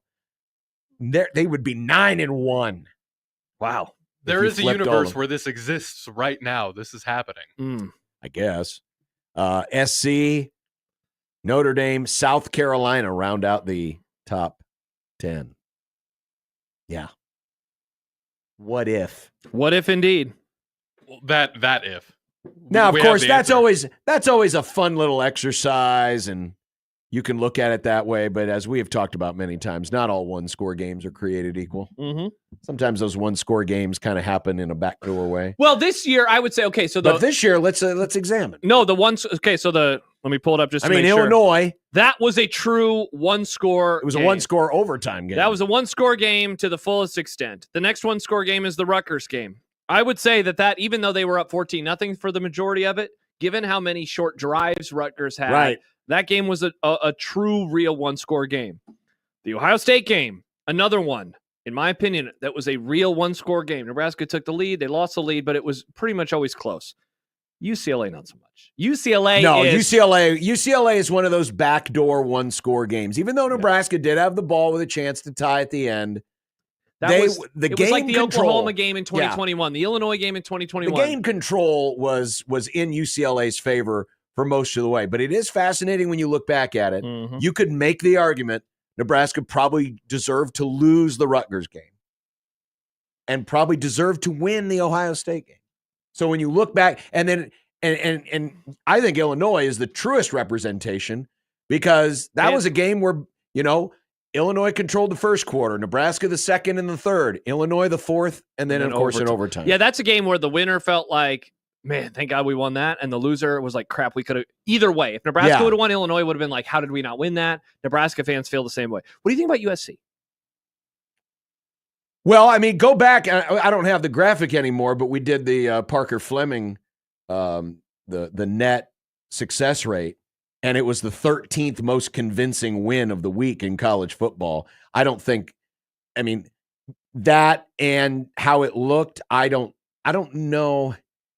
It's not as definitive, in my opinion, as UCLA, but it leans more in that direction than it does the other. So I feel too, even though, Nebraska did take the lead, but then they immediately lost the lead. And while they did have the ball down by a score multiple times, I'm with you. I tend to put that more in the UCLA category than the Ohio State one. It's like, oh man, like the Ohio State game, I really thought they had a chance to win it. Obviously the Illinois game, I really thought they had a chance to lose it. The Rutgers game, I really thought they had a chance to lose it. Like I said, I think if you had to, if you could wave the magic wand and say the gods of football fate reward the better team on this day, I think Rutgers gets the win over Nebraska, but I think Nebraska gets the win over Ohio State. Those would be the two results where, hey, you were really the better team that day. You deserved this result more than the other guy. Yeah, Max writes That's what I would say. Max writes on YouTube, problem with the USC game is they played better. However, they did what we usually try to do, lose them. We had a number of game-changing plays. Pick six, blocked field goal, fumble recovery. Hard to lose that. That's the wild part. They had all of those things, and they still lost by 8, which I know that that's a one-score game, but it requires you to score a touchdown and then to also get a 2-point conversion. So it's almost like a 1.5 score game when you have to do that. Sure. And yet they did all. I mean, John, a pick six. I mean, truly the most game-changing of game-changing plays. They block a field goal. They keep points off the board. And then they also get a fumble, which results in them having the ball deep in USC territory. And the fact that those 3 things happen and they only resulted in 10 total points being scored off of those game-changing plays is pretty wild. Pretty wild. It's pretty wild. Pretty wild. It is pretty wild. Mm-hmm. Pretty wild. Star Wars Fiend says, question for you. We still talk about Nebraska exercising their demons, etc., with one-score games, but they did beat Rutgers by 1 score, so why do we still bring that aspect up? Because that game they were, as we just talked about, they were up by 2 scores throughout the majority of it.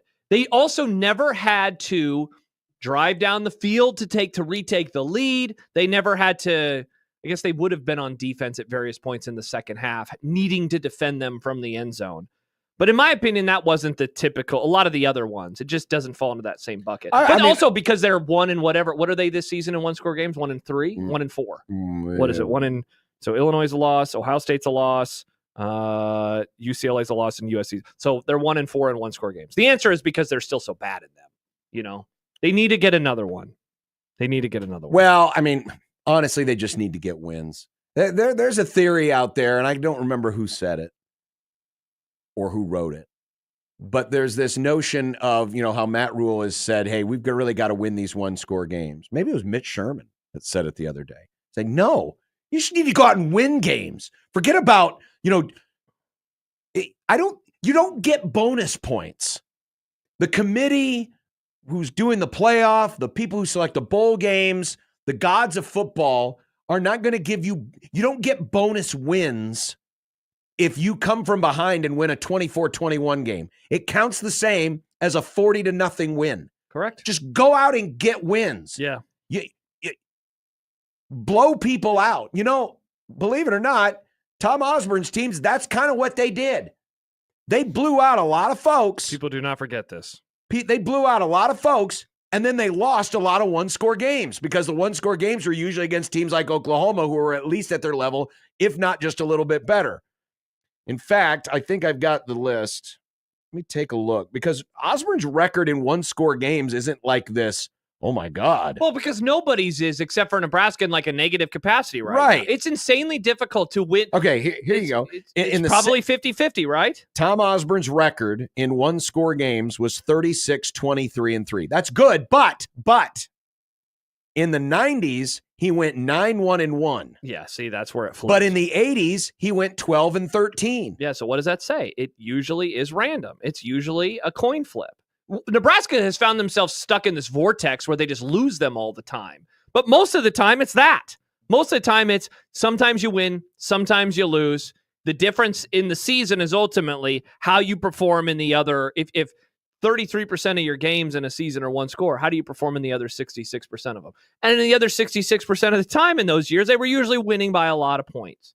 And right now, they're not winning by a lot of points. I said it in the offseason, man. The best way to not lose the 1-score games is to win games by multiple scores. Just never put yourself in the situation. And now with how much Rule talks about it, it's obviously in the program's head at this point in time. Obviously in the head. By the way, I only mention this because I have it right up in front of me. This was something I did over the summer. But I went back and just looked at all the 1-score games since Osborne, 1973. Here's an example of just how sometimes one team can have it over another. Nebraska famously never lost to Oklahoma State under Tom Osborne. Mm-hmm. In 1-score games, now this is all time since 1973, they went 6-1-1 against Oklahoma State in 1-score games. Mm-hmm. On the other end of the spectrum is the University of Texas. And it's 0-7. Yeah, they played them in 1-score games all the time. 0-7. And they were never on the right side of them. The only time they beat Texas was in the Cotton Bowl. They won that by 2 scores, and in the Big 12 championship, they won 22-6 or whatever that score was. Yeah, so multiple scores. Yeah. Every single time. Yeah. So it can be very random. Mm-hmm. All right. Coming up next, we'll preview Wisconsin with our guest, Kedrick Stumbris of Athlon on 1620 The Zone.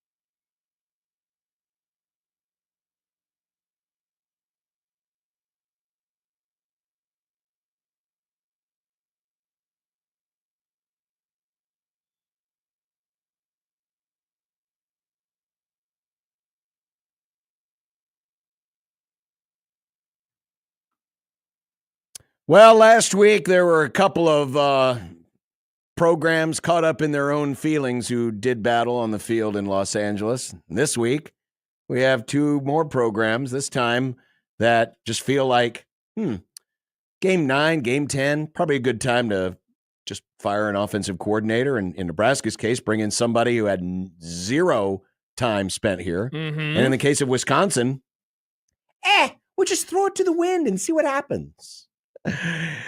Kedrick Stumbris of Athlon covers Wisconsin. Kedrick, thanks for coming on. Yeah, thanks for having me, guys. Should be an interesting weekend. Needless to say. It has. So what has been the reaction to the Phil Longo firing within the fan base, and what impact do you think it's having through the team right now? Fan base-wise, I think this had run its course. Fans overall had been pretty excited about a move from, the Wisconsin offense of old, but this just never got going at Wisconsin. There's plenty to say about their backup quarterback playing significant snaps or starting in 12 of the 23 games under the Fickell-Longo stewardship thus far. But even in games where they had their preferred starter, it never took off the way that fans had hoped it to. In the locker room, I had an opportunity to chat with TJ Williams, wide receiver, yesterday, Jake Renfro, the starting center, and of course, Braden Locke, starting quarterback, yesterday. Braden Locke seems to be taking it the hardest. He said that he had an opportunity to speak with Phil Longo after the firing, but everyone is kind of just saying, we don't know why it didn't work out. TJ Williams said maybe it was the wrong place, the wrong time. Guys saying, what the program would want him to say, and looking forward to this Saturday. Kedrick, why not wait until after the season? Why and I know the question could also be asked about Nebraska's offensive coordinator decision, but I'm curious why you think that the decision had to be made now. This has been brewing for a while. If you've been following the Badgers football program, this had kind of started early in the season. Wisconsin's coordinators do press availability once a month during the season. And early on, Phil Longo had an interesting quote when he was asked about the offense using some personnel that it hadn't under Longo in the past, not just at Wisconsin, but at his previous stops at North Carolina, call it San Houston State, whatever. And his response was, "I'm just here to please Coach Fickell," which everyone, it raised some eyebrows, and people asked Luke Fickell about it later, and Fickell kind of raised his eyebrows too. There was seemingly something here that was not working out, maybe off the field as well. Things that just, they wanted to put their offense in a better position, maybe just not the head coach and offensive coordinator on the same page now, and wanting to get one of these two wins to get back to a bowl. I found a very interesting quote from Luke Fickell in his press conference on Monday, saying that they want to give quarterback Braden Locke a better opportunity going forward. I don't know exactly what that means in these two games, but there was something intangible here, I think, just based off of parsing through some of the public quotes over the last couple of months.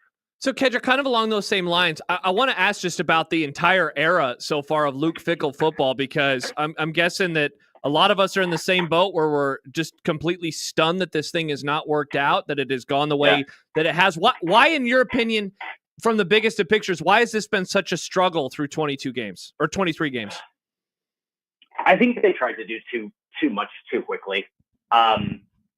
Luke Fickell spoke saying they really want to get back to working on what best fits Wisconsin. And what he said is what best fits Wisconsin is making use of what you have. There was a lot of consternation about Phil Longo not being amenable to changes and focusing on an offensive line that was built to run the ball and making use of highly valuable running backs on the field as much as they could.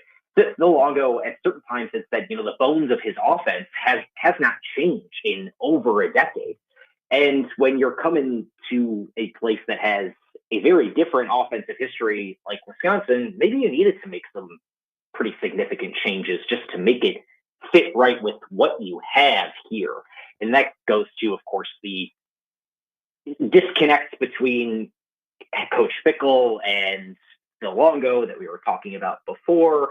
But overall, like, the defense has done its job in the Fickell-Tressel era. Mike Tressel, the defensive coordinator, so far they held a dynamic Oregon offense to 16 points on Saturday, and the offense not getting it going ever has been frustrating. There's obviously quarterback play to talk about too, that I think is probably the biggest thing, is why it didn't ever take off. Is they brought in a lot of transfer talent. Nick Evers, who's also no longer with the program. He's a 4-star recruit that they brought over from Oklahoma. Now he's playing quarterback at UConn.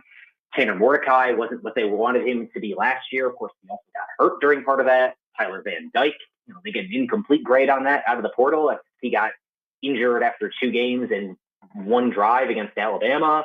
And then Braden Locke, the kind of hand-picked guy that Phil Longo really, really liked. The Badgers have a commitment from Braden Locke's younger brother in this upcoming recruiting class, too.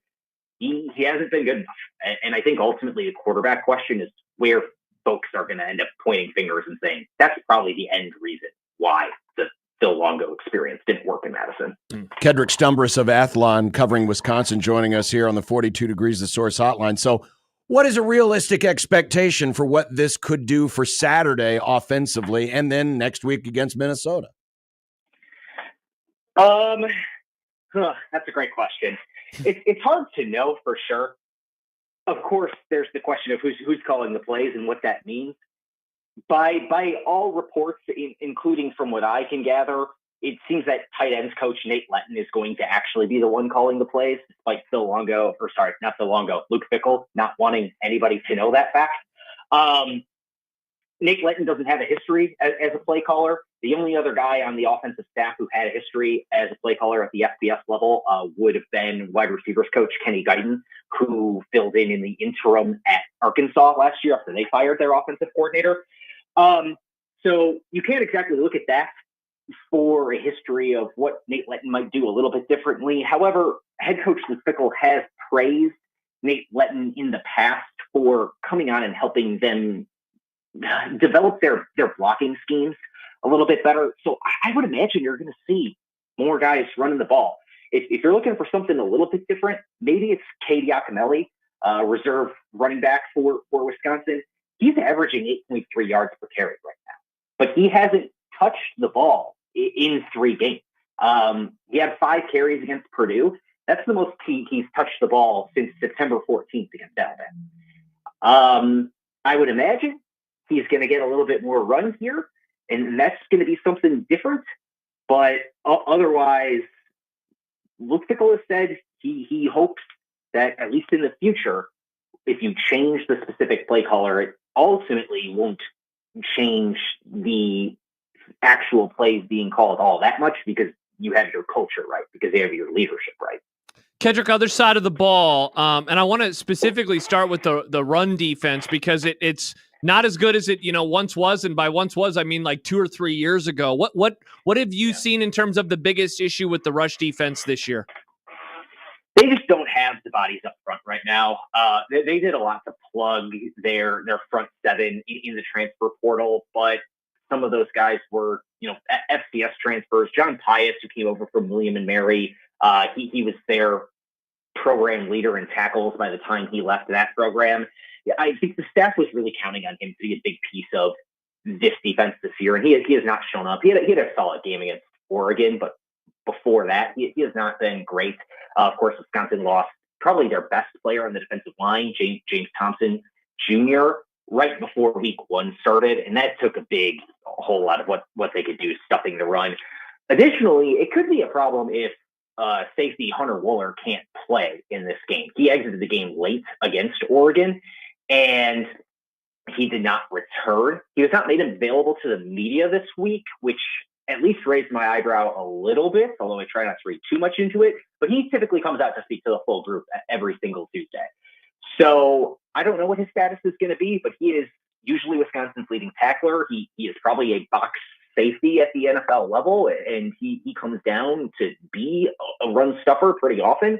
So that might be something that Nebraska could take advantage of on Saturday, too, against an already questionable rush defense for Wisconsin. I was going to ask that, Kedrick, because just kind of looking at the game log, the teams that beat Wisconsin had pretty decent running days. Not that they haven't won some games where teams have been able to run the ball, but it seems like the difference between winning and losing on the defensive side has been stopping the run.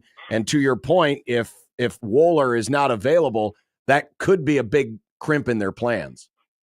Absolutely. And it's not that they haven't beaten teams that want to run the ball and do that first. Of course, they got crushed by Iowa. But Wisconsin did shut down Kyle Monungai in a Rutgers offense that does a good job of running the ball at times, too. Some of that is because Wisconsin came out and got an early lead and didn't really give Rutgers and Ethan Kaliakmanis an opportunity to run the ball.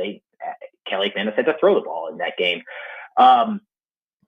Wisconsin needs to not be in a position where they have to throw to win. And if teams are going to run the ball on that offense or on the batter's defense, rather, and get out to an early lead, that's probably the key game script for how teams beat Wisconsin based off of everything we've seen so far this year.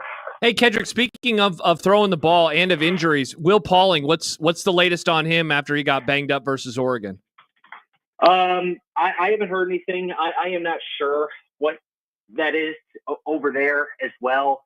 They obviously want him, but there's a lot of guys out there who have an opportunity to touch the ball and play well. If he can't go, I think you can expect Tretch Kekahuna, who similarly fills into that slot position, to play big snaps for this offense. And he has looked really good at times when he has had his opportunities on the field. He is a fast, shifty guy that, although this offense really likes Will Pauling, Tretch Kekahuna should step into that role pretty seamlessly if Pauling can't go.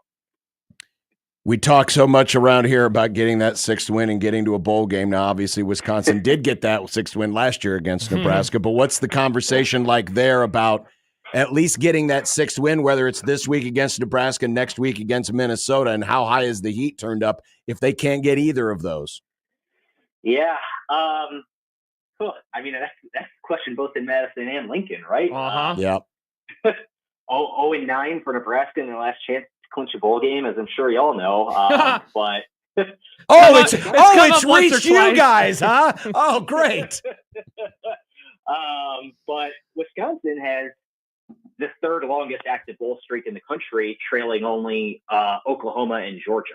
If that gets snapped here, it's going to be a hard narrative for this staff to come back from this off season. They're going to hear it for a really long time if they don't do it. This is something of a coin flip game against Nebraska. I know Nebraska's going to be a slight favorite in this one. Minnesota might even be a slight favorite next week in Madison, depending on how things shake out over this upcoming weekend. But it's going to be a really long offseason for Luke Fickell if they can't get one of these two wins. I think everybody in that locker room understands the fundamental importance and pride that this program carries in having that extensive long bowl streak. That includes things like 3 consecutive trips to the Rose Bowl, right? That includes things like 3 years out of 4 where they went to New Year's Six bowl games. Yeah, you're not going to a game like that this year, of course, but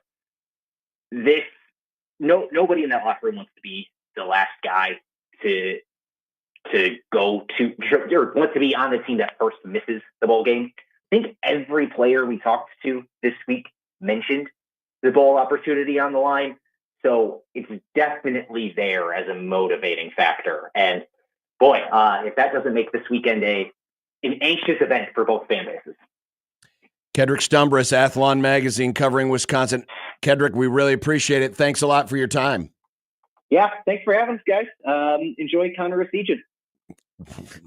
That's true. Connor Essegian, former Wisconsin Badger, who will be on the floor on Friday night as the Huskers visit Creighton, right here on 1620 The Zone. I've mentioned before, a couple months ago, mainly when they got off to the bad start, but that this Wisconsin era is starting to give me Bill Callahan era vibes, where it's just like bringing in an outsider, changing up the culture. Now, what's funny about that is that they did have Gary Anderson for a couple of seasons, but that didn't work. And then what did they do? They went right back to doing things the old ways. They brought in Paul Christ. They won a lot of games. They went to some big time bowl games, and then eventually that era fell apart. Well, you bring in this guy, and now they are an 0-2 finish away from missing their first bowl game in many, many years. Yeah. And in doing so, it would be with an outsider, a change in philosophy on offense.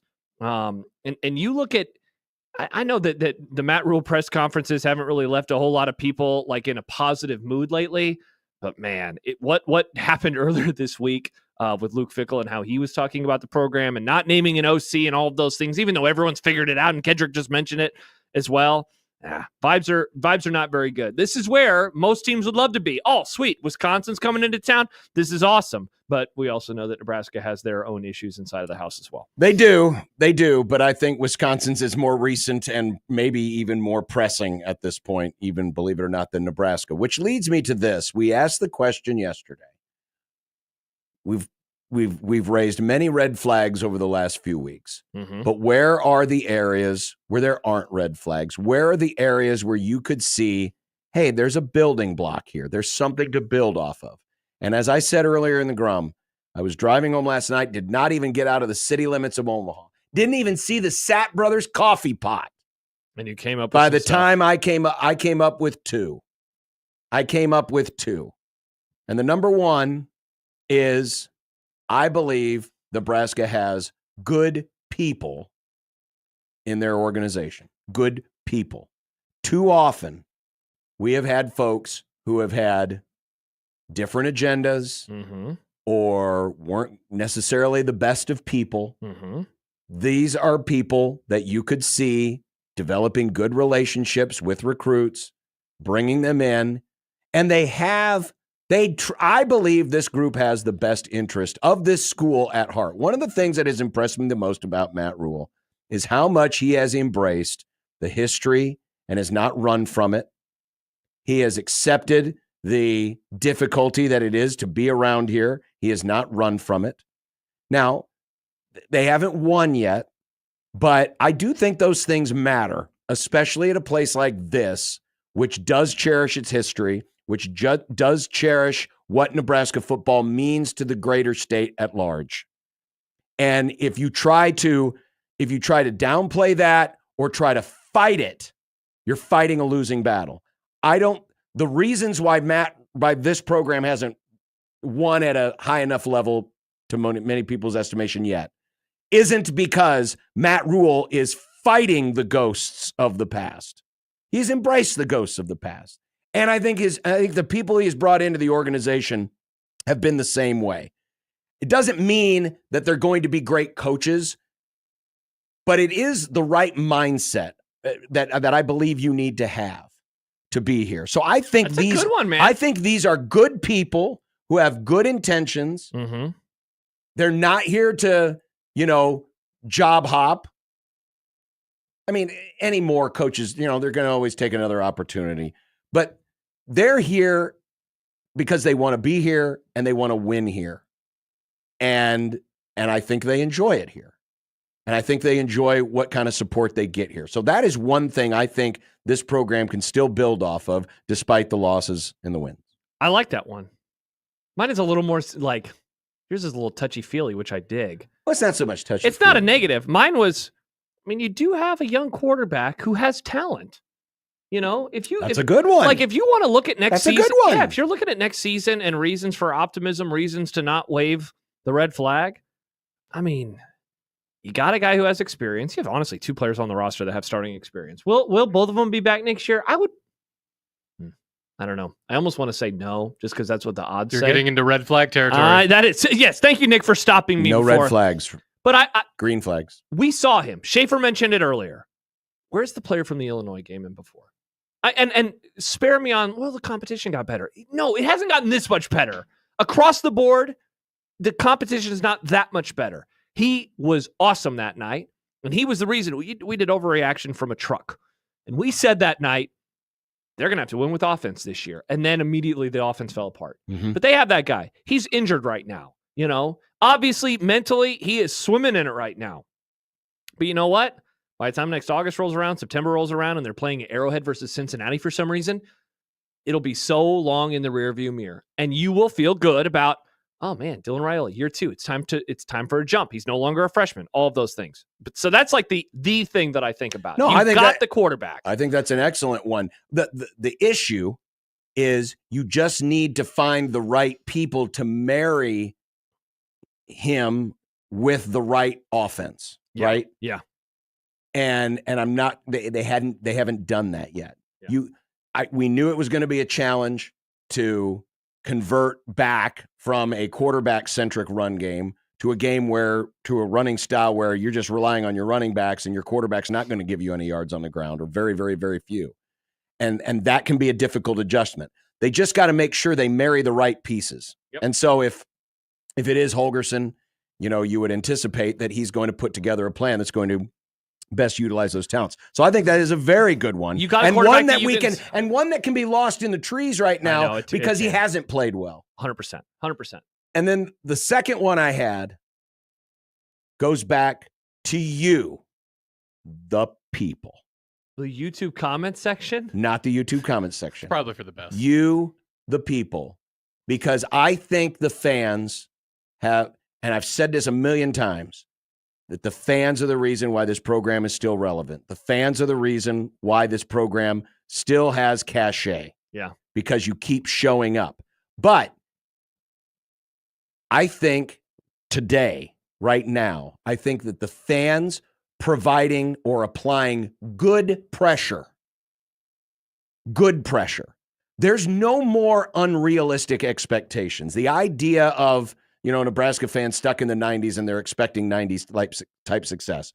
That is an old wives' tale now. That does not exist. That has been beaten out of a vast majority of this fan base. But I do think the fans are applying good pressure.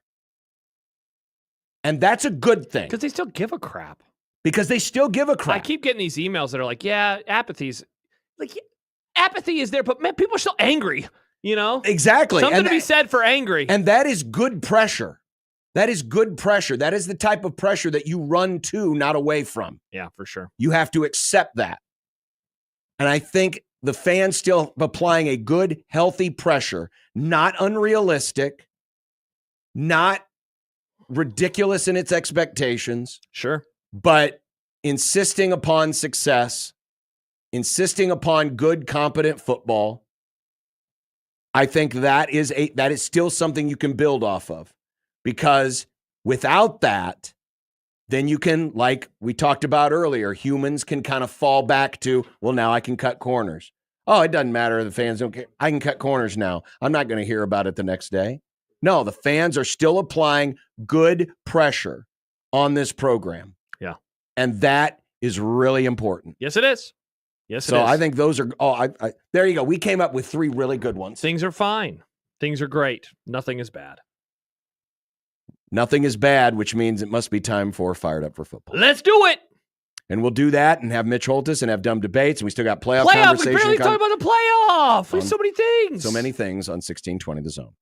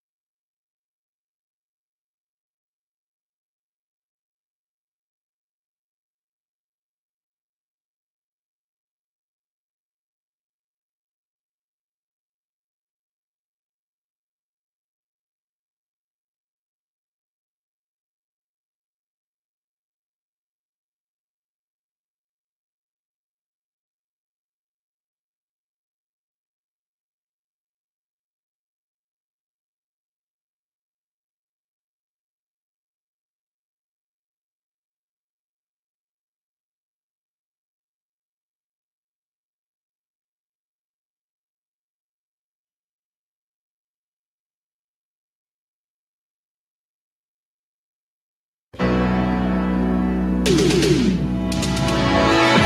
year of our Lord 2024. A year that promises great change and great conflict. The accusations are already streaking across the rhetorical skies. The citizens are restless. It is a time of civil war. In college football, a new 12-team playoff marks a new chapter. An entire league has crumbled, and in its wake comes 4 mega conferences seeking to restore order to their championship games. How will ties be broken? Draw cards, a vote, a coin flip, an arm wrestling match?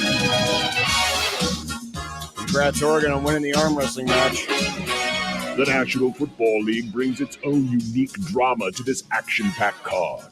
The Chiefs go for an unprecedented three-peat. A new kickoff will restore action to special teams. And Aaron Rodgers will attempt to set a personal Jets record of 6 plays in a single season. He did it. Friends of the program, Mission accomplished. lend Yes, us he your did. ears.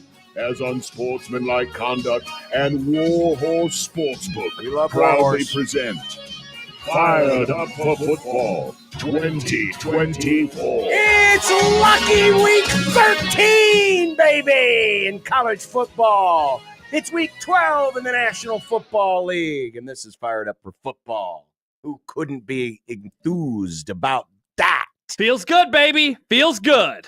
Josh Peterson here for Yay Week 13. No, I am not here for Yay Week 13, but I am here for Wednesday night Maction. Buffalo at Eastern Michigan on ESPNU, Ohio at Toledo on ESPN2.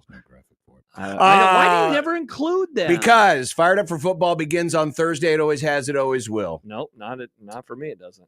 Well, you're a loser. Interesting. NC State, Georgia Tech on Thursday night on ESPN, and then Friday you got Temple, Texas, San Antonio, Purdue, and Michigan State on Fox. Thank God Creighton and Nebraska are playing on this one, baby. And look, a ranked team. Hey, there Number we go. 24 UNLV at San Jose State. Hey, on they're FS1. still in the playoff race, man. Still in the playoff race. Still alive. The early Saturday games.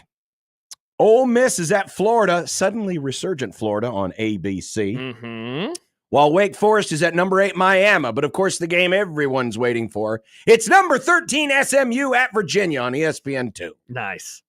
And then some Man, what happened to you? Some lowly Pud Big Ten game on What Fox. happened to John? The Pud. John of October. October couple John. of Puds. October John would have been like, wow, what a game this is. That's because October John still had baseball. We miss baseball. We do miss Is baseball, that why don't you we? were in a better mood with Indiana? Because It's Indiana and baseball? Ohio State on Fox. Nice. Wonder if Gus Johnson will actually seem happy to be there this week. Probably Find not. out. No. On CBS, boy, the CBS now has become the Penn State network. Seems like Penn State's always on at 2:30 They on are CBS. on there a lot, yeah. They're at Minnesota. Hmm. Ranked versus ranked. Number 14 BYU at Arizona State. Number 21. That's on ESPN. game. Elimination game. One of these teams will be eliminated from the playoff race. Kentucky and Texas on ABC. Hmm. A very intriguing game down at Arrowhead Stadium. Number 16 Colorado is at Kansas. Dude, this is a fascinating matchup. Fascinating. And Pitt and Louisville on Wow. ESPN2. How about the fact that that is now 2 unranked teams? It is. 2 unranked teams. And Nebraska. Sadness and bad decisions. Oh, wow. Wisconsin, Nebraska. And, of course, Big Red overreaction on 1620 The Zone and 1019 The Keg when the game ends. Live from Cross Drain Brewing with Connor Happer and yours truly. Saturday night, our Army versus our Notre Dame. Our? I guess America wins. John is a Catholic now. Oh. Yeah. No, I'm a Marcus Freeman guy. I like heard Marcus Freeman. Ralph Rousseau, now from The Athletic, said they should air this game in black and white. And I thought that was a great idea. It is. It's a great idea. And it's Fantastic. at Yankee Stadium. How can you get I know, more so American freaking than cool. This is like legitimately awesome. We will definitely have them turn that game on at Cross Drain. But it's not old Yankee Stadium. No, So is it as cool? Thank you, Nick. Great take. New Yankee Stadium blows. I hate New Doesn't Yankee have the Stadium. history, John. No, the fans barely sit there. They're always underneath in the warm. That's just Yankee fans being Yankee Yeah, they fans. suck. Hey, not all Yankee fans, John. Nice. CBS Sports Network's got Boise State at Wyoming. Nice. ESPN has number 15 Texas A&M at Auburn. Nah. We'll see if Mike Elko really isn't looking ahead. Alabama, Oklahoma. Boy, this looked really good before the season. Now It's on ABC. Yeah. Fox has Iowa State and Utah. Wow. SEC Network has Vandy and LSU. ESPN2 has Cincy and Kansas State. NBC gonna just blow that stupid funny show at night out of the water. Take that, Stibbs. Instead of comedy, you get USC and UCLA. You do indeed. On NBC at 9:30. Uh-huh. And Colorado State, Fresno State is on CBS Sports Network. Nice. We get another split of the Fox boys in the noon window on Sunday, but first we start with Thursday night football. The Steelers take over Cleveland against the Browns. Yeah, so earlier today we're sitting in our desks and suddenly John is saying multiple curse words. And I'm like, what happened? What's going on? And he said, the Cowboys are on again. And I said, what? Not on in Omaha. We get Vikings, Bears. Though I'll be in Vegas, so I don't really care. Vikings. You won't even be watching. You're traveling to Vegas. Yeah. Why do you care so much? We'll I already be in care Vegas. for the people of Lincoln that they get polluted with crap boys football. Crap boys? It might as well be the crap What boys. about the Bears? What are the Bears? If the Cowboys are the crap boys. The Bears are better in Dallas. Well, that's true. Everyone's better in Dallas. So yes, Fox, like Vikings, butt. Bears in Funhouse. Omaha, Butt. Fox in Lincoln, Cowboys, That's Commanders. not what I was saying. Wow. Chiefs, Panthers, noon on CBS. We'll talk to Oh. Mitch Holtis shortly. Oh, do we have to? Can we cancel Mitch this week? I don't want to preview that game. It'll be fine. Okay. We'll talk about the Better Bills. in You don't want to Cowboys, talk. Commanders. You don't want to talk to Mitch Yeah, after and the you know what one we're not loss? previewing today? Cowboys Commanders with a Cowboys guest. That'd be dumb.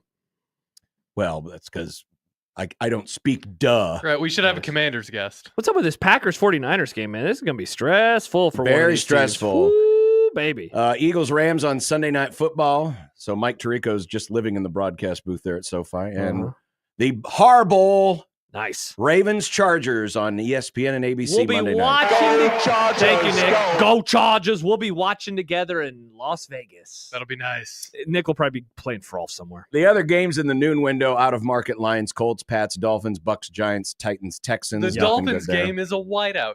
Cool. Very Hey, problematic. there we go. Cardinals Seahawks. That's a fun game. Cardinals, late afternoon. Seahawks, and every game in the NFC West is interesting because they're all pretty much tied. Yeah. Broncos, it's like the Raiders, SEC. too. Bunch of mid teams.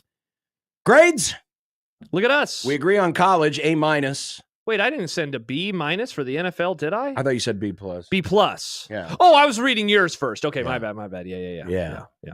I went B- only because I understand why. the afternoon window isn't great. I understood why you did that. I do really like Packers 49ers. Great helmet matchup. And I mean, the vibes with the 49ers right now. Sure, really sure. bad. I do love a lot of the other But the games. early though. games, I mean, It's rough. The early Chiefs games Panthers blow. is going to be Of brutal. all the Sundays to be in Vegas, this is not the one that I would have picked in terms of games. But Arizona Seattle's fun. 49ers Packers is fun. Your game versus the Eagles is fun. The Monday night game is awesome.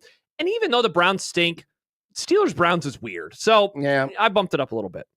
So I gave the overall grade a B, and you gave it an A-. So Nick, give us 3 of them. Thank you. And that is Fired Up for Football, presented by Warhorse Sportsbook. Thank you, Warhorse.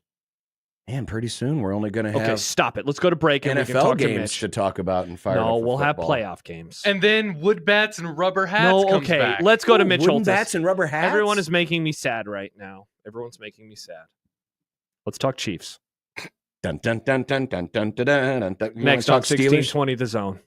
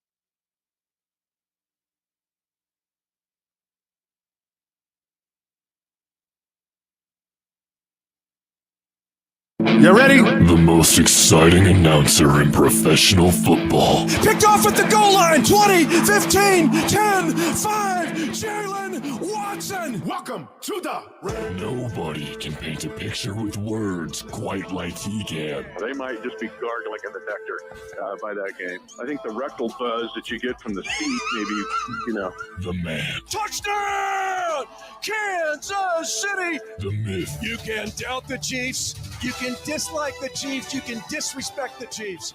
You're going to have to deal with the Chiefs. The legend of the Hy-Vee salad bar. You want to try focus right now in the parking lot of the St. Joe Hy-Vee. Mitch Holtis. A 3-yard touchdown pass in overtime. Kansas City wins the game. 25-22. It's going to be a bruiser for sure. This is the NFL. There's nothing that you can take for granted. Every team's going to come out and give you their best, and we just got to go out there and give them our best and really grind this one out. And what about your increased role, and especially this H-back, fullback role? Yeah, no, I'm just fortunate in whatever positions that coaches put us in. And I think all the guys in the tight end room and all the guys in the team would say the same. We got a lot of humble guys on the team that just love playing football. So any chance that we get to be on the football field and play for one another, I think is just something that we all love to do. That is Noah Gray of the Kansas City Chiefs, backup tight end. And as you heard, little H-back, little fullback action, had his first 2 touchdown catches of the year in the loss to the Bills on Sunday. Mitch Holtis, brought to you by Hy-Vee, official grocery partner of the Kansas City Chiefs, joins us. And another one of those weapons that Andy Reid is trying to incorporate into this offense. And he's it seems like his productivity is just getting a little bit better each and every week. He's got 23 catches this year. And actually, as I mentioned, got his first 2 touchdowns last week. And of tight ends with at least 26 targets, only Sam Laporte of the Lions is ahead of him, and Cole Kmet of the Bears with no drops. So he's just been reliable. They're moving him and shifting him around. Noah Gray, he had his career high in targets in the game against Buffalo. So hopefully he can continue to rise and, as you alluded to, just be another kind of piece of the puzzle. They're going to need them all here in trying to get back on the winning track. Was that last year that we were lamenting all the drops by the Chiefs receivers? Or it was last year? Oh, my God. We led the Galaxy in drops. Yeah. We were 32nd. The Chiefs were 32nd in drops. It was a long way to 31st. Seriously, it was one of my I know that you guys are glued to Channel 7, KTV. Oh, yeah. They're our partners. They're our friends. Well, and you watch, and our man Eric Hanneman, the Packer man, he is. So it was 2 weeks ago. No, it was the week before the Bills game. I talked about the hidden yardage. Why the Chiefs 9-0? They're the worst 9-0 team of all time. Well, if you looked at the second least penalized team in the league, last year they were 14th. And the drops have, oh my gosh, they were so bad last year. I figured up it's about 14 points that they've got back this year if you put 100 yards to 7 points with the fewer penalties and fewer drops. Way better this year. Mitch, I know that a lot of fans that root for any of the other 31 teams were probably rolling their eyes on Sunday or Monday when a lot of the discourse coming out of the game was, now they don't have to focus on being undefeated anymore. Now they can focus on their bigger goal, which is winning the Super Bowl. But I wonder, for those who doubt that being real, why do you think a loss is actually a good thing for this team at this moment in time? I don't think that. Oh, interesting. I think getting I'm not. Coach doesn't say crap very often, but he did say it Monday in his presser right before I talked to him for the Chiefs Kingdom show, and I do the one-on-one exclusively with him. He goes, "Man, I don't care about all that crap." So I see what he's thinking. Yeah. I would stay undefeated to get the 1 seed. Yes. It's not about the 72 Dolphins. It's the 1 seed. And if you win that game, you pretty much get locked up. Now it's on, right? Here's the Bills sitting right behind you. Steelers sitting right behind you. Yeah. No wiggle room. And that bye will be coveted. Another minute with Mitch was about the schedule, and it's brutal from here till Christmas. But after the Christmas game, if the Chiefs can get the bye, they'll have 1 game in 24 days. And that would be a super positive for this team to get people back, have a second or a training camp before the postseason. So that bye is huge. And I heard somebody say, I can't remember, some national pundit said they thought that the bye in the NFL was the most coveted reward for a regular season in any of the big four sports, and I would agree with it. Especially now that the 2 seed doesn't get a bye anymore, and so that requires everybody else to win 3 games to go to the Super Bowl or 4 to win it all. Yeah, for sure, 100%. Yep. No, I could not agree more. That is an enormous advantage. So what's the latest on Isaiah Pacheco and Charles Omenihu? In the flow. Now, does in the flow mean in the game on Sunday against Carolina? That is yet to be determined. I think that in the flow today wasn't super hard. It's more than a walkthrough, but it's not as hard as they'll go tomorrow and a little bit harder Friday. So I think that it's wait and see. And I think Coach alluded to that in his comments, but are they ready? And so you don't want to bring him back too soon. And I've seen this with Isaiah Pacheco. Coach mentioned it today too, in the fact that he wanted to be back 3 weeks ago. Well, these guys can actually harm themselves. They want to get up and running so fast that they can get re-injured easily. So this is we're evaluating here over the next 2 days. Mitch, after the game, you've mentioned Andy Reid a couple times. He talked about the mistakes. Which one or ones in particular do you think was most frustrated in the loss to Buffalo? 2 penalties really had just a gargantuan effect on the game. One was the hold where the Chiefs have a chance to take the lead. They get Josh Allen stopped twice in the third quarter. They get the ball twice, albeit not a good field position, but they're moving from their own 14 to midfield. And then a hold on Wanye Morris took it completely off the tracks. And so no take the lead. Now you stay into this tussle. It ends up being the Bills win. The second one was a defensive pass interference penalty on Shamari Connor because you have them backed up and stopped at 3rd and 9 in their own 18. Any one of those 2 scenarios could have easily flipped that game, and for sure the pressure of the game of the momentum. So to me, my opinion is those 2 plays and those 2 penalties. Some would say the Xavier Worthy not getting the toe drag in bounds, but the Chiefs actually got that touchdown back because after that, Josh Allen threw the interception and the Chiefs scored. But still, that play's got to be made by Xavier Worthy. But yeah, it was an even game. Josh Allen played awesome. And the other thing I would say, kind of a key point here, is the Chiefs have got to get pressure with 4 sometime. They're such a good blitzing team, but when you play an elite quarterback like Josh Allen, and Mahomes is the same way, they want you to blitz them because that means somebody's going to be open. And they're so good at reading defenses that they'll find the hot route, letting crashers play. And the Chiefs they've got to get some pressure with 4 and win some of those. You can't just blitz to get pressure.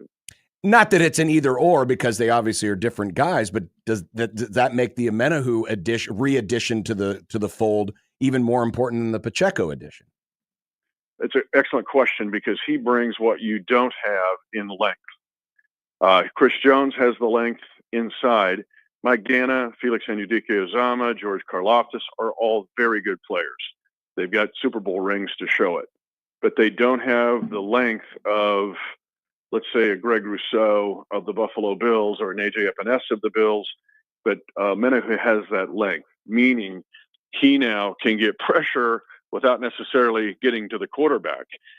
In the fact that a tip pass, you affect the aerodynamics of the throw and create some duress for the quarterback just by length and athleticism. So Omenihu brings that. It's an element right now that that defensive end room doesn't have to the level of Omenihu. Mitch, kind of a process question for you as an individual, because I'm curious, like when you get to this part of the season, November the 20th, we're getting into the later stages. How much tape are you watching of the Kansas City opponents? Because I use that as a long way of asking you, like, how much have you seen of Carolina? Because it seems like they are getting a little bit better, and I'm wondering if that is shown for you as you've done your prep. Yes, it is, and I would say emphatically, that was where I was going to go. In the line of questioning you were going to have on the Panthers. They're way different. When you look at statistics, and they're last in the league, I think it's 7 different categories, kind of equal between offense and defense. You're going, oh, these guys are lousy. This is Alabama against Mercer. No, it's not. The last 2 games, and you asked the question, I dive in as much to any opponent every week as if it was the Super Bowl. And the reason is every one of these games is a playoff game. Let's go back to the discussion about the 1 seed. You can't let, you let one flitter away against the Panthers or the Raiders, and now all of a sudden you got a real problem because the Bills have tied you and they've got the tiebreaker, and the Steelers stay tough. Carolina, and I'll give you one example. We talked about blitzing and quarterbacks being good against the blitz. Now, Bryce Young has not been good against the blitz until the last 2 weeks. His blitz rating the last 3 games, actually, and I watched this on video and seeing it, is the fact that his rating went up to 101.8 against the blitz, way better. You can just see that he's getting a little more comfort with him. And the other part of this is Chuba Hubbard. Chuba Hubbard is an asset, and he's a beast, and he can control a game now. His play in Germany was awesome. 159 yards on the ground. He's a decent receiver. They're going to get Brooks back, the stud from Texas, who's had the ACL problem. Probably going to get Adam Thielen back. And then on the defensive side, you've got J.C. Horn, who's a really good corner. You've got Jadeveon Clowney on this team, and Josie Jewell, who was great with the Denver Broncos, an active linebacker. He picked Mahomes twice in a game a couple years ago. So there's enough on this Carolina team to beat the Chiefs. That's why you have to be aware and ready and prepared. I was asked today, is this a get-right game? Man, I just don't believe in that, not in the National Football League. And I know the Lions smack the Jaguars, blah, blah, blah. That's rare. What's more reality is the fact that you better be locked in against any opponent, especially one coming off a bye. Yep. Because Carolina's coming off a bye, and they're playing good ball. Absolutely. And you'll be able to catch it on our sister station, News Talk 1290, noon on Sunday, with Mitch Holtis, the voice of the Chiefs. Brought to you by Hy-Vee, official grocery partner of the Kansas City Chiefs. Mitch, thanks again. Have a great call. Enjoy it, and we'll catch up next week. Did you talk to Mac about the blocked field goal? Because he liked it so much. He got the Packers use it against the Bears. Well, we have our own field goal blocker. His name is Ryan Kalkbrenner. Nice. He blocks many field goals. People forget they're called field goals in basketball, too. Yes, they are. They're not He court does goals. A lot of good things. Yes, that's true. A lot of good things for these said Jays. So That's right. Stay on it. Stay All right. hot. Thanks, Mitch. All right. Thank you, Mitch. Mitch Holtis, brought to you by Hy-Vee. Coming up next, it's time for Dumb Debate. Oh, how the time has flown. It's like everything's going so much faster. It'll almost be February soon. You are a little freakazoid. What? Yes. Settle down. No. But before we get to December, it's Giving Tuesday. Oh, true. Nice, John. Teaming with Share Omaha, we are for Giving Tuesday. It's a day to celebrate what the Metro can do together. Donate now through December 3rd to support your favorite local nonprofit. You can find all the details at 1620thezone.com.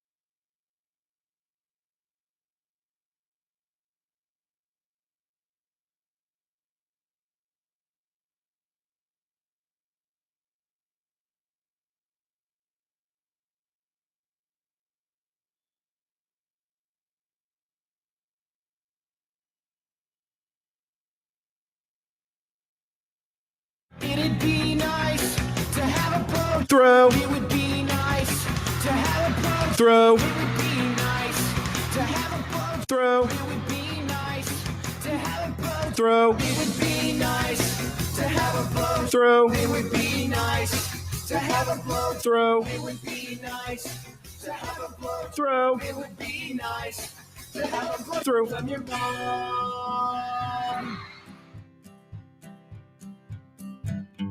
Listeners and not to, we did anyway. Dumb debating. John's computer sucks, Macs are the only way. Dumb debating. Fullbacks are running backs, hamburger steaks. Josh is too dumb to eat a cupcake. Mailing a base. Does John like Nebraska or Creighton? Just three radio hosts on air, dumb debating.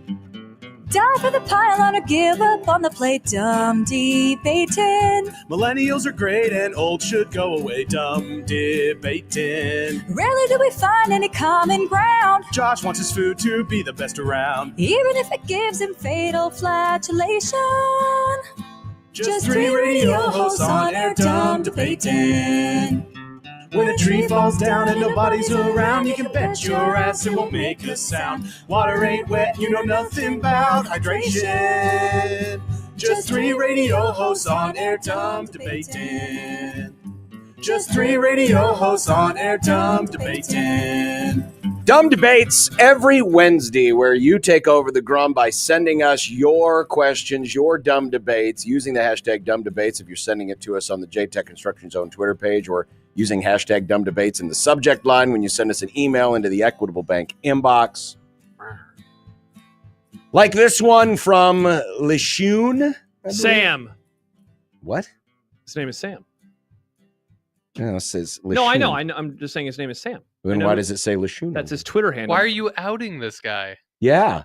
Don't these people want to live in anonymity? That's what all the people on the online I wanted want to be do. Lishun, Josh. Well, either way, You're he just out here says airing he it. sent us a Sam say? screenshot. Yeah. There's a new foot-long Oreo cookie coming to Subway. Oh? No, hold on. I don't know why I gave that reaction. I thought it was going to be on the bread. No. It's a Oreos. cookie. It's a okay. cookie. It looks like it's like the chocolate cookie. It's just a long I Oreo. didn't have time to upload I the see graphic. it. I got it. Yeah. Is it just a long Oreo? So what's the question? Well, the question is, in honor of the dropping quoted, on January 6th? Apparently, Lishun, aka Sam, says in honor of the quoted monstrosity, Sam is out on the footlong Oreo. Oh, wow. He's wrong. What Thanksgiving dish should get the footlong treatment? Oh. A foot-long turkey leg would be amazing. Well, a lot of turkey legs. Sometimes you can That's get it. fair, actually. You know what? I take that back. I'm It not a is big amazing. fan of turkey legs. The leg meat, out on the leg meat. Chicken or turkey, get that crap out of here. Really? Yeah. It's not as good. Hmm.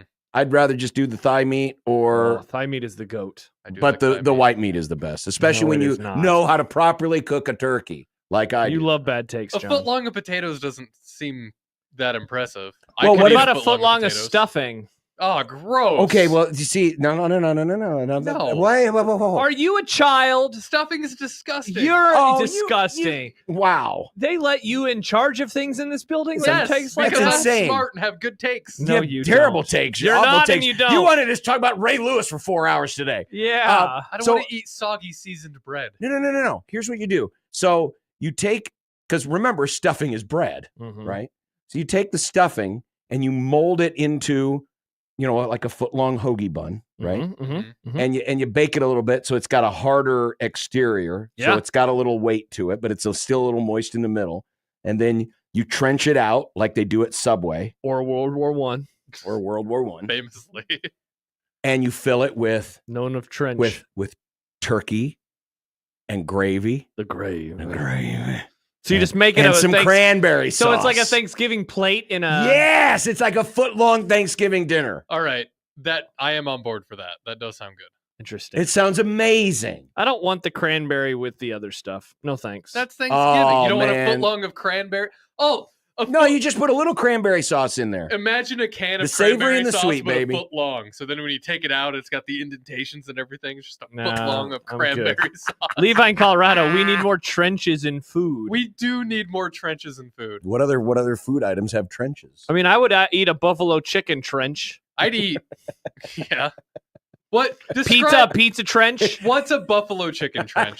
It's like this. It's yeah. full. It's like bread full of chicken that has buffalo sauce on it, And some ranch, a little cheese, maybe some onions. Yeah. Oh yeah. So it's the it's gravy. This is all just a sandwich, right? It's just the trench. Yeah. Yeah. Because John, So you know how at the Tanners they call them chicken lips instead of. Oh yeah. That. So Josh's restaurant, which will be World War I themed.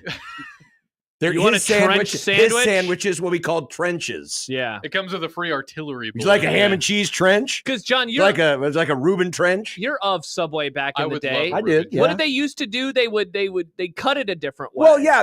So you got your it was hoagie like a roll. bowl almost, Yeah, right? they would instead of slicing it down the middle in half, They would like do something on top. they That's would smart. they would cut out. It's like a scooped bagel. Yeah, they kind of would they like almost like a T or not a T top, a sunroof. They called in it a car. the U gouge. The U technique. gouge. But they would base it. It's like a Look at sunroof that, in a car. man! That's awesome. That That's so cool. And then they'd stuff it full of the stuff, and then they'd put the. And I remember the first time I saw it, I was like, first of all, I was like, whoa, I've never thought of doing it this way before. I didn't know I couldn't do that. This was back. Yeah, exactly. Could you ask them if you went to Subway today? Could you say, "I want it cut the old way"? Would they do that? I bet someone would. I do bet it. they'd spit in your face and tell you to leave. No, they. This would isn't not. Popeyes. Oh, Popeyes. They wouldn't tell you to leave. They'd probably be like, "No." Popeyes, they drag that thing in someone's underwear bin. By the way, I've already started planning a day Oh, of next course year to have Popeyes. I'm very excited for it. because you have to plan a day in advance or Wrong. many days in advance for Popeyes because they won't get it on Wrong. time. Michael writes a tangent from the discussion. Is a taco already a trenched food? A taco is pre-trenched. That is a trench food. Is it? Yeah, I mean that's definitely a trench. What's the best? Is a taco the best trench food? Well, what else is there? A sandwich. A sandwich. I Well, guess. this is only if you're What going about- to Josh's World War I themed restaurant. What What if- would you call that, Well, by the way? Ferdinand's. Welcome to Ferdinand's. Oh, it's great because he died eating a sandwich. There you Or go. getting a sandwich. It's That's why he died. perfect. It's perfect. What about when you? I don't know. When I was in high school, We have Kaiser rolls. The under already hit, folks. when I No, was it's World War One. different. That's true. Different regime. Yeah, he was involved in that one too. When I was in He's a high soldier, school, we used to get our scoop of Now the potatoes, right? underhits. And Go then over. we would have tiny little things of butter. We would put the butter in the container in the potato to melt. And then we would take the butter out and pour that in like a volcano situation. But we could probably trench that out, right? That would. I mean, that reminds me of something because I probably have told this story many times before, but what the hell? Danny Nee saying So no. CSers? No. Sorry. But Ooh. we always had our just set got the place to chills. sit at lunch when I was in middle school or junior high, as we called it. That you had decided on, or the teachers Yeah, forced you? my friends. Yeah, My yeah. friends. Well, so it was like people this guy I always sits sat here, with. Bobby sits here. And Timmy my, sits and my here. buddy Chad, who never got school lunch. Never got school lunch. Oh, Always wow. brought his own. He was there. He was always at the end of the table. He always saved the spot for me right across from him. Right there. And then my other friends kind of filled in from there. And I was waiting in line, and this one dopey kid just Kyle. decides to sits down in my Nick. spot. Sits down in my spot. Wow. And Chad was like, no. This isn't where you belong, And he's son. like, no, that's saved. And this dude was like, there's no saving seats. Blah, blah, blah, blah, Oh, blah. he's one of those kids. And Screw I'll this. never forget this as long as I live Jordan, seat because I am taken. standing there in line watching this. I mean, it's like 10 feet in front of me. Yeah. And in one swift motion, like a Jedi, Chad reached across the table, Oh my god. grabbed his carton of milk, and smashed it into his mashed potatoes That's awesome. and sent the mashed potatoes everywhere. Oh, I'd be so pissed if I was that unnamed And kid. Mr. Sass, Ben Sass's father, Yeah. who was our gym teacher and the lunch monitor, was standing right behind him when it happened. What did he do? He's like, "Why did you have to do that?" Because Mr. Sass was so chill. He was like, "Why'd you have to do that?" I thought for sure Chad was getting thrown out. The dude got up, he left, and I got my chair. And wow, John, you were That's bullied incredible. by association. You bullied by association there. It was so cool though. It was like it was so quick. It's kind of like how it's like reaction. It was just like wham. That's Just- some true friendship. It definitely is. And Whatever that's- happened to Chad? That's why we go to Knoxville every year. That's my Oh, brother. That's the guy. Yeah, we grew up Oh, what a together. guy. Yeah. That was a pivotal We like moment. to tell that story occasionally. It was so impressive. I love guys sitting around telling stories about the old days. Me too. It's fun. Mike, another name idea. Call the restaurant All Quiet on the Western Front. Or call it the Western Front, but it's a concept restaurant where nobody can talk. You have to be quiet. Except for random artillery sometimes. Happer's meme guy, Happer somewhere. Keep buffalo chicken out of my trenches. Buffalo chicken has gone too far. And Jeremy points out the old sandwich cut at Subway was called the V cut. Probably an abbreviated cut, I guess. We should do Let's do more trench foods. As More society. trench foods? I Bring it want back. More trenches. Some quickies that I feel like we can zip through Yeah, real go ahead. fast. Best Coast rant at a media session from Ray. Gundy, Mora, Pelini, Hal McCree. Is that what it was? Hal McRae. Denny Green, or someone else. What is the GOAT? I watched the two. I mean, the Lee Elia is an epic one. I watched the two Jim Mora ones within the last month for some reason. Dude, the one where he talks about diddly poo when he was with the Saints is super funny. Because I don't know why, but I stumbled on the playoffs. You kidding me? Playoffs? Hope we can win a damn game. Playoffs. But the other one is pretty funny. The too. Lee Elia one is so good, though, because he goes after the fans and talks about, the 6,000 people that still come to these games that don't have jobs. That's pretty good. And Because he's insulting the people of the city. yes. That's pretty good. Yes. That's pretty good. Pelini's, he didn't know he was ranting. Yeah. I think that's what that was in honor of now that I think about it. Yeah. Yeah, that's pretty good. I mean, this has to be where the Denny Green, they are who we thought they were, because it was like, what does that mean?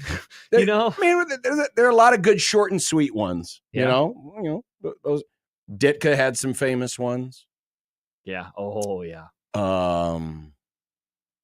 Trying to think. Diddly poo. Diddly poo. Diddly poo is pretty funny. You should watch it, Nick, during the commercial break. I mean, you got the Herm Edwards, You play to win the game. To win the game. You play to win the game.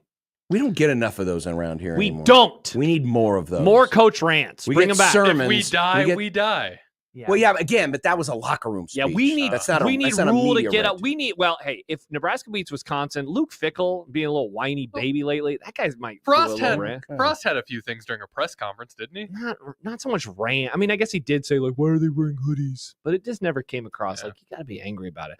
Here's another shorty but a goodie that we have done many times before, but I always love it because it triggers John. Luke says of the holidays that change the day of the week, they fall on each year. Christmas is on a Wednesday this year. Which holiday would you want to make the same day each year, and what day of the week would you want it to fall on? Well, again, you can't move Christmas because everyone knows that December 25th is the birthday of Jesus. Christmas should be on a Friday every year. This is obvious. What about this one, John, from Keena? Because it's a holiday that you don't really care about. Keena says Halloween should be the last Saturday in October. What do you think about that? Because then people aren't trick-or-treating on a Tuesday night for some reason. Yeah, but do you want trick-or-treaters bothering you while you're watching football? Remember, people don't come over to my apartment on Halloween. Well, then think about the rest of us who have to deal with that. I like this. Doesn't bother me. I really like this. I think this would actually No, be pretty I would cool. rather have it. I'd rather have it on a day where there's nothing going on, like a Tuesday. I had a realization, fellas. Yeah. On Halloween, this last Halloween, Are you out on it? Yes, we know you're out on it. We told you that for a month. I went over to the girlfriend's house to pick her up. We were doing a little date night. Nice. And I was terrified to drive through the neighborhood because I didn't want to accidentally hit any kids. That's a normal thought to have. I don't want to kill a child. Right. But But you that's have more you of don't a have thought the. on Halloween than it is any other So time. what's of the take? What take is this leading to? That you're out on Halloween? It makes me anxious to live in a neighborhood because of kids. Okay. And Halloween. Well, I guess you You gotta wanna- exasperates move me. downtown. You want to live in the middle of nowhere? Actually, yeah. You want to be like John Dutton and get a ranch? R.I.P. I used to live in the middle of nowhere. It was nice. That's true. Christmas, Friday every year, and the 4th of July. No, 4th of July. America's should be a birthday Friday. is July 4th. Period. End of story. So if dumb debates, one of those holidays has to move to Friday. You're saying Christmas? Oh, easily. Oh my gosh, he admitted. Mm. There we go. Christmas is on a Friday, folks. I don't care. Celebrate. You just said you do care. No, I don't. I don't care. It would be so good. Just be good for work. Everyone would enjoy. It's like Some people get half days on Christmas Eve. We're not going to work on Christmas Eve. It's just like, 3 or 4 day weekend. It's perfect. It's incredible. Dave Fight writes, people have been asking us all these questions about $1 million lately. So here's another one. You can receive $1 million if you live the rest of your life exclusively using one of these two things. A thin, lumpy, stained mattress found on the curb, or leaves instead of toilet paper. Do you A, take the money? And if so, B, which do you choose? So you get $1 million. I'll do leaves. All the leaves are brown. Well, if I have $1 million, and your hand is also brown. But here's Yeah, but soap and water will fix that. Bed bugs are not easy to get rid of. Yeah, exactly. I do not. I mean, you're talking about having to sleep Also, for 6, 8, 7, 8 hours. That would be that'd be bad for your health. Very bad for your health. You feel like crap. If you gave me $1 million, I would invest in a bidet. Oh, John, that's a nice workaround. Or I would just Damon Benning the thing. Oh, just take a shower every time. Yeah, so hopefully you don't poop at work. Oh, that'd be a problem at work, though. Like, hey, could somebody go get me some leaves? Do you have a square to spare? Maybe leaves would just materialize. You can just pull them out of your pocket.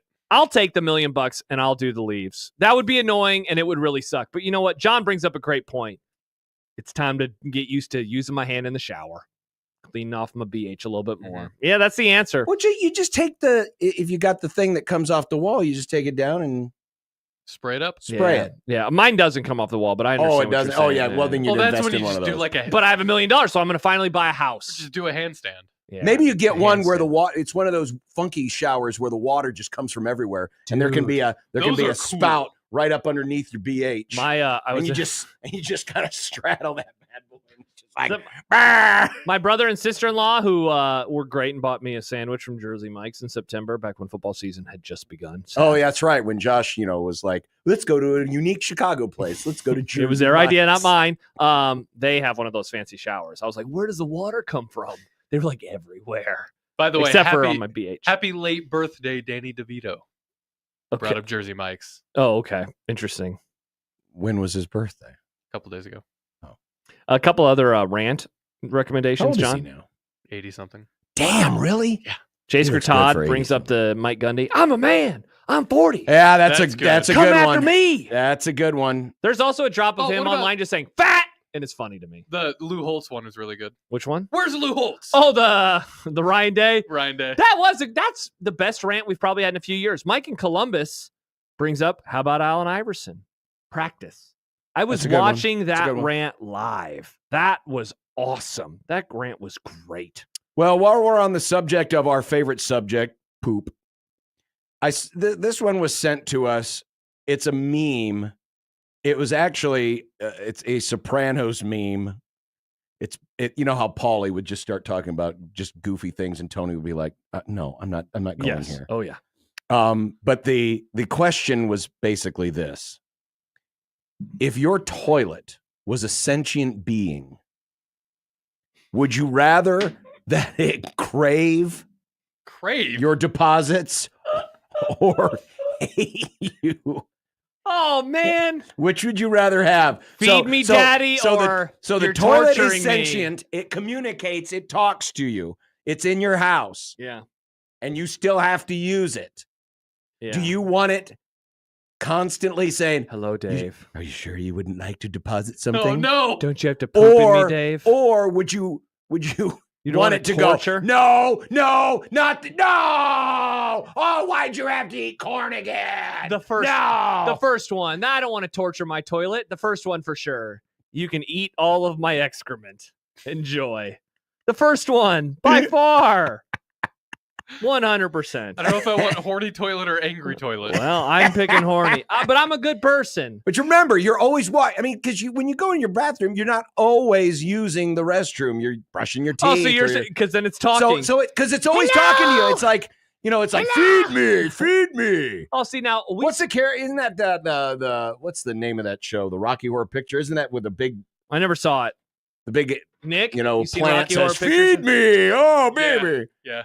I mean, that's what your toilet would do. Our bathroom is, we have an extension of our bedroom. So like that toilet, would it be talking to me at night? I guess in this world, it's just be whispering at you like, Well, if it's craving something, Yeah, I guess what if so. it's hungry in the middle of the night? Banks would be so confused. We'd have to teach Banks to pee into the toilet to give the toilet what it wants. You would start to get uncomfortable answers to things like you'd go into the bathroom toilet. Oh, did you get Taco Bell tonight? Like, Yeah. you'd be like too stoked about some Yeah. things. What did you have? Asparagus? No. It's like, I guess. And it's Charles says I already talked dirty to my toilet. Like, I guess the toilet doesn't have to be horny. It could just no, be it's very just stoked. it's just craving. I'll take the bro toilet. It's craving I hate food. the word craving. The Yeah. word Well, that's what it craving, is. Would you rather Uh-huh. it crave, or resent you for it? Ugh. I mean, what's it gonna do if it resents you? It's just gonna talk to you. But I Right, imagine the right, voice but is you're gonna coming- feel guilty. I mean, sometimes It's what it's made for. It's a nice, relaxing pleasure. You can sit, you can read, you can rest a little bit. You're not gonna get that if it's happy And if it's about and it if, either. and if it's yeah, but it's a lot better than if it's saying, seriously, you're not done yet? You're not done yet? People keep saying "Feed me Seymour." What is this from? That's not the Rocky Horror Picture Little Shop of Horrors? or Little No. Shop of Oh, Horrors. I'm okay, sorry, Little okay, Shop okay. of Horrors. I got him. Okay, because people keep saying "Feed me Seymour." I'm like, Yeah. what is this reference? Yeah. That's what it is. Okay. Little Shop of Horrors. Where would the voice come from? Inside where the things the- flush into the toilet, the or thing- yeah, would it do that? Because if Yeah, you're yeah. sitting on it, then you wouldn't be able to hear it because you'd be like, Be gargling. Yeah, imagine if the voice did come from there, and then all of a sudden it's like, Sam writes, neither is ideal, but I want to be a teammate with my household items. Yeah, exactly. You're on the same team. You're Yeah. all working together. and I wanted to be happy about it, I guess. But how disconcerting would it be when you finally get done The with what it answer's is you're very, doing, John. and you hit the little flusher, and all of a sudden it sounds like Cookie Monster. Nom, nom, nom, nom, nom, nom, nom, nom, nom, nom, nom. Nom, nom, nom, nom, nom. Steve writes, you guys really need help. Yes. Yeah. Steve writes, These are things sent to you Yeah. by you, the people. to us. Yeah, you're These the are freaks. sent by you, Yeah, we just the weirdos. people. We just answer them. What's wrong with you? Dave writes, talk about a thirst crap. Heyo. Ah, Yeah, you guys are the weirdos. We're normal. Yeah, we say we cover anything on Dumb Debate. Chris writes, Money Chris, OMG, whoever thought up this debate is a seriously depraved individual, hilarious and morbid at the same time. Yes, exactly. We just have to answer it. I wonder what voice my toilet would have. What would what would the toilet have thought when I had the 3-day-old salmon? Oh God. That's probably, it's like party. That's Happy New Year. That's what the toilet would say for that day. Oh man, it just keeps coming. Toilet tells you to go to Friendsgiving every year. Yeah. Oh, did you get the salmon? You know, I kind of wish this were real because I would love to know what the Becca toilet would have said. Oh no. Yes! That's another thing. So this is just your personal toilet, right? It's not all toilets. That's actually I don't know. I 'Cause mean, imagine being in a public restroom. and their toilets talking to you. It's just a bunch of toilets talking What? to everybody all the time. one of the great traditions when you have babies Mm. is that first time you take them to a restaurant and we took Sam to Spaghetti Works when it was still open in Lincoln. R.I.P. And we just put it in front of him, and of course he just dug in with his hands, and it was all over the place. Classic baby stuff. That would have been the Becca toilet. Oh yeah. Just in the world of happy. It was all over the place. Sam writes, Grimm's toilet would probably go on strike after day 9 of rice. Again. Can't you try something else, You please? pay rent, toilet. Yeah, exactly. Freeloader. You're gonna get what I give you. But now, okay, depending on what your bathroom situation is. Like, there's a bathroom that I typically use, the wife uses, and Nice. right? Yeah. Would they have different personalities? Oh, probably. Yeah, because we all digest food differently. Would it Right. make you feel bad if a toilet's like, I like your wife better? No. See, that's the drawback of the positive toilet. Here's versus- a first-time texter from the 402. Don't forget puking. Don't forget puking. I think I'd like that too. Again, the salmon day would have been a party. Or old pills that you have to get rid of? Old pills. No, people always say flush them. I don't know what to do with old pills. Yeah, but why would they like that? Oh yeah, like when what's his name's wife in Goodfellas flushes the Coke down the toilet. Oh, imagine a coked up toilet. I don't that's know if I craving want to food. imagine that. Oh, see, now that would be a problem Coked up toilet? because if you had a bunch of coke in the house and the cops were Album coming name. and you had to flush them down the toilet and the cops come in, it's like, where else cocaine? And all of a sudden you hear the toilets tripping. That would out you. The toilet starts trying to write a screenplay. Yeah, that would out you. That would. Mhm. It definitely would. So that could be dangerous if you're a coke dealer. Mm. So a coke dealer would definitely not want. Jordan, if you have to plunge the toilet, are you performing the Heimlich on it? Good question. Yes, instead of using the plunger, you have to get behind the toilet and squeeze. Hurry! I'm imagining the toilet choking. Mm. Ugh. Wow, this has really gone down a path that I was not expecting when the dumb debates began. It's really hit the crapper, huh? Mhm. Nice, Nick. Well, that's how it works, kids. Mm-hmm. That's how dumb debates works. Sam tweets in, imagine a coked out toilet attached to photo. Oh, man. Wow. And that, friends, is dumb debates. Uh-huh. See, again, you control this. Yeah. You send us these were none of these came from any of our brains. Mhm. It came from you, the people. Mm-hmm. Andrew, the toilet starts talking about random startup ventures with the sink in the shower. Hey, if you could get good investment advice from your toilet. Would a toilet know about investment advice? They might. I mean, all they have to do is sit there all day waiting for you to deposit something. They got plenty of time to think. That's You're true. not always using it. Hey, Yeah. toilet, what should I invest in? Unless you're like living with 20 other people and you're always eating Taco Bell. Travis, if you'll excuse me, I need to go feed my toilet. Imagine what public restrooms would be like. A little loud. I wonder what a little toilet- loud for my taste. I wonder how a toilet would feel about a dog trying to drink the water out of it. I probably would be a little upset. Yeah, that's true. All right, we will be back. And if that wasn't dumb enough for you, playoffs. We got to talk about it. 1620 The Zone.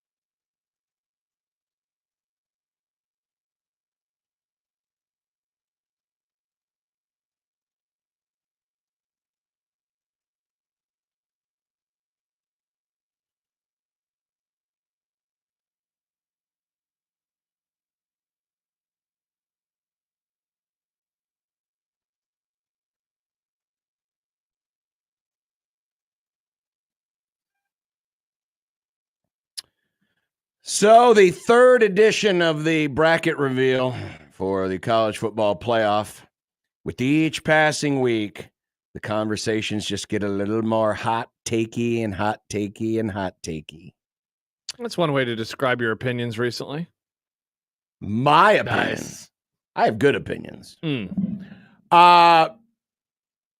First off, Boise sliding into one of the bye spots ahead of the best Big 12 team certainly was a choice. It's still Oregon, Miami, Texas, or Oregon, Texas, Miami, I should say. 12-5 used to be Boise, Ohio State. Now it's BYU, Ohio State. Alabama, Notre Dame, 9-8. Georgia at Penn State, 11-6. And Ole Miss, Indiana, 10-7. And certainly Indiana has been a centerpiece of the conversation because of their undefeated record, but the fact that their best win, using air quotes, is the Michigan game. And Michigan is, well, as we know, they're like Nebraska. They're 5-5 and not particularly good right now. And so, you know, the questions have been asked by many about what to do with Indiana, especially if they lose on Saturday to Ohio State, and whether or not a big loss would drop them out completely. Ari Wasserman, who writes for On3, we've had on the Grum a few times, wrote about Indiana today. And he basically says this is a phenomenon that's very similar to what we experience in the winter or in the spring with the NCAA men's basketball tournament, where we love the little dog or the little guy until we get to the end where we want to see our big brands. And that Indiana no longer is a fun story. They're a nuisance. Yeah, because now they could take a spot away from a quote-unquote deserving team. For sure. And he's saying this is because it's Indiana. We would not be having this conversation with others. And some people have pointed out, hey, Texas's resume is much better. Yeah. While they do have a loss. Yeah, no one's arguing keep Texas out of the playoff. Correct.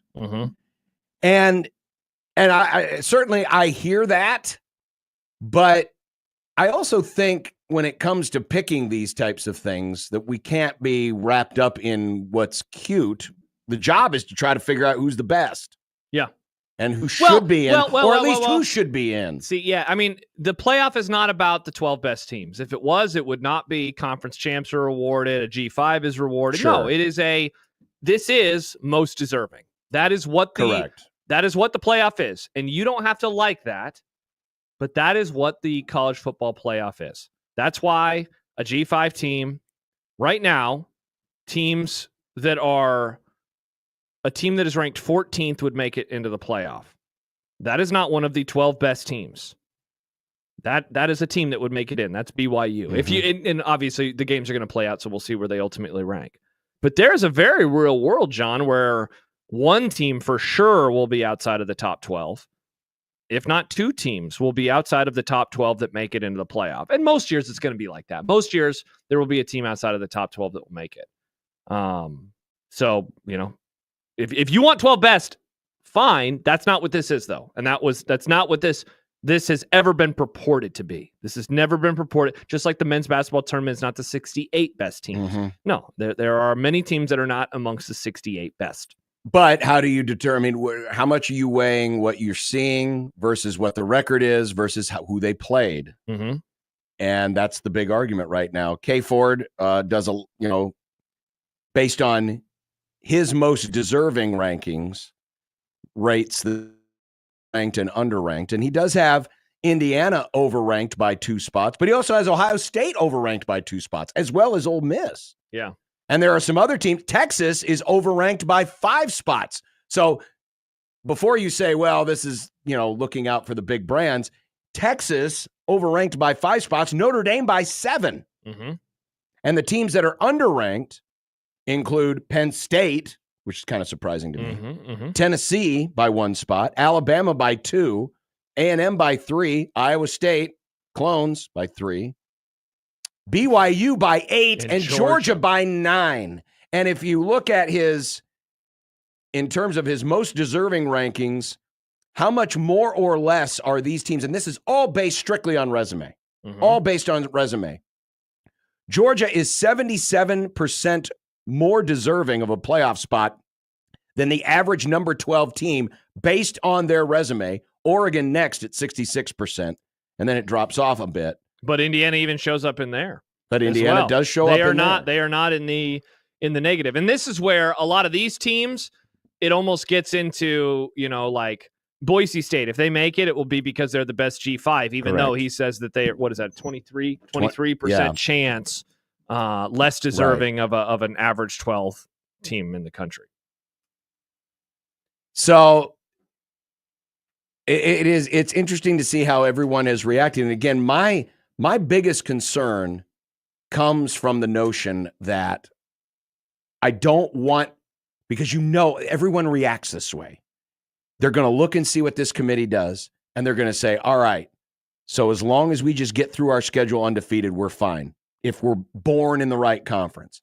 I don't want this to turn into some kind of referendum where, we don't need to schedule that tough. So is that where all of this Indiana angst for you has come from? Is that where it's not, and it's not just Indiana angst, it's just in general. But Indiana, again, as we talked about. But Indiana's the poster child, yes, absolutely. That's interesting, because man, I have not thought about that one iota. I've not strange because we spent the whole offseason railing against teams that are backing out of these non-conference games. But this is I don't know how they put together the 2024 non-conference schedule. So I don't know, did they have anything? Did they cancel something? Did something change? But look, no one saw this. So I never have viewed Indiana as, they gamed the system. No, they got hot and they built up momentum, and suddenly now they're 10-0 and they're a couple of games away from the college football playoff. But if a team wants to think we can gamify the non-conference and still then make it through their league, I think they have, they have something else coming to them. The craziest part, but it could happen. It could. I don't think that's going to be the lesson from this year. Oh, I absolutely do. Teams are, again, we're looking for the path of least resistance. I guess maybe you're right. I don't think that's the and lesson I would from say this the same season. thing about like Ohio State. Very, very soft. Now, part of that was the Oregon game was it the Oregon game? For who? They were supposed to play Oregon in the non-conference this year, right? No. Ohio State was supposed to play. There was something. Georgia, maybe. I don't remember, but something happened to where so they had to change their non-conference schedule. All right, here we go. They were supposed to play Washington. They were supposed to play Washington. And they got canceled because that's obviously now a conference game. So that's why their non-conference took a massive step back. Texas's non-con sucks because Michigan sucks. And so that game ended up not being very good. It's interesting, to see the teams that are the lightning rod. Obviously, Indiana has become one. I know why Notre Dame is a lightning rod, but I was debating with a couple of listeners yesterday about Notre Dame, and they are always this one where I'm like, man, they just live rent-free in everyone's head. Like, this is and I know we had a little debate about them too.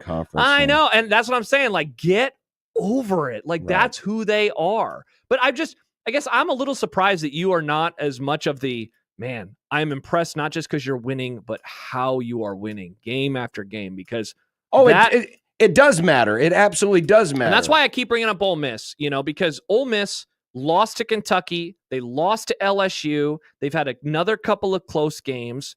And so, like, I know you brought up the Indiana-Michigan game. That's one game. I'm not going to punish a team for doing that one time when other teams have done it 2, if not 3 times and have more losses. And so that's why whenever we talk about Indiana, it is not just eye test, and it is not just winning games by 14 points or more in all but one of their games. No, it is a combination of all of those factors. It matters to me that they're undefeated. It matters to me that they have controlled every single game that they have played.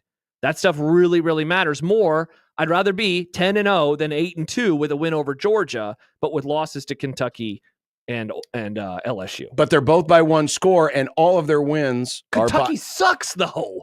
Like, that's, you got to 38th in the see, but and man, like, that's better than any team on Indiana's schedule. That is better than any team on Indiana's schedule. That's a fact. They lost to them, though. Yeah, they did lose to them by 3 points. Do you think Kentucky? And they have blown out every other team on their schedule. See, and like, I love Kay Ford, and I love Bill Connolly. I love all these things. What's Oklahoma on there? Like 30?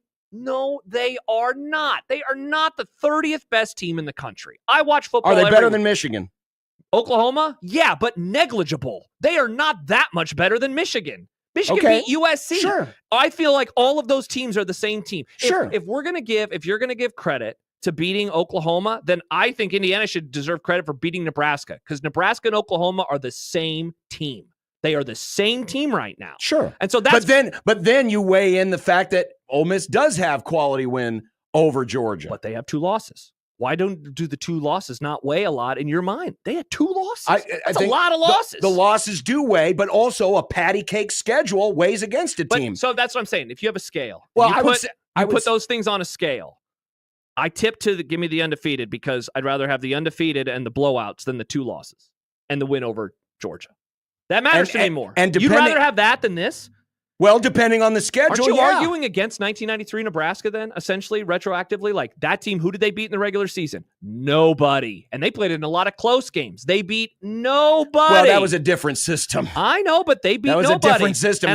There was a playoff back then, they would have been in. They would have been fine. I know, but if we're going to pick on teams for not playing anybody, then we need to look inward at our team. Sure. And say, wow, absolutely. They played a lot of crap over the years. Absolutely. But I bet 1993, John Bishop wasn't saying that. He was saying, no, they'll Well, beat we you. all change, right? Yeah. I mean, we're all looking at it from a different perspective For based sure, on for where sure. we are. I just don't think, like when you get beyond the top like 15 to 20-ish, and like when we're like, yeah, Kentucky is 30, whatever, and Oklahoma's 30, it's like, I don't know. They're all the same to me. Michigan is the same as USC, which is the same as Nebraska, which is the same as Kentucky. And if you beat one by 49 and you lose to another by 7, like my prevailing concern though goes back to if this is going to encourage people not to try to schedule in the non-con. If that happens, that is a bad thing. We're already seeing a trend where people are trying to get out of doing it.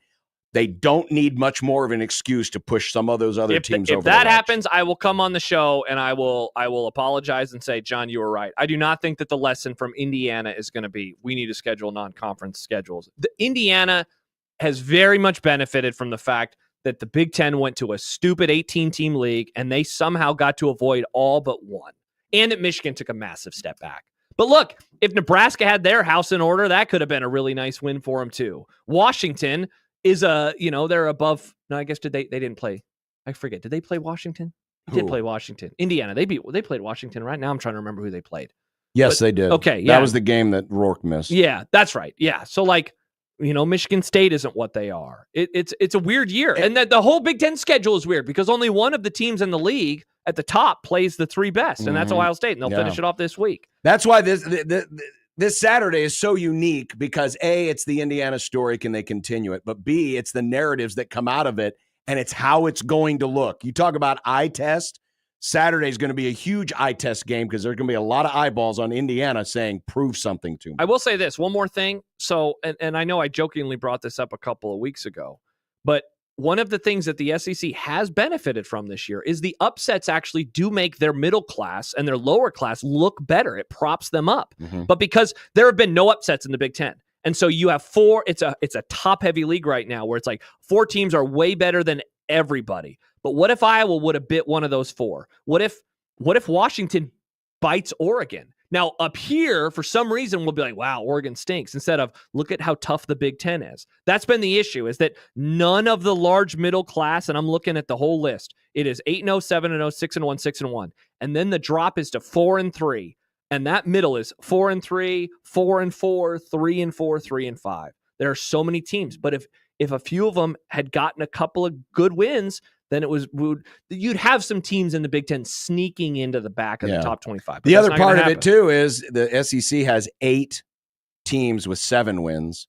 The Big Ten has only 5 teams with 7 wins. The SEC has 0 teams that play 9 conference games, and the Big Ten has 18 teams that will play 9 conference games. That helps them, too. Like, I get It does, but and we don't have time to get to it now, but the best wins in the non-conference, the little exercise I went through. Oh, yeah, it's easily the SEC. It exposes the Big Ten for really going soft in the non-conference as a league. Yeah, for sure. As a league. Well, and Michigan took a step back, couldn't beat Texas. Ohio State had to rescind one of their games. Oregon, we saw what happened with them, and then we know about Indiana. Who did Penn State have? They had West Virginia. Coming up, we've got content, and we'll do that next on 1620 The Zone.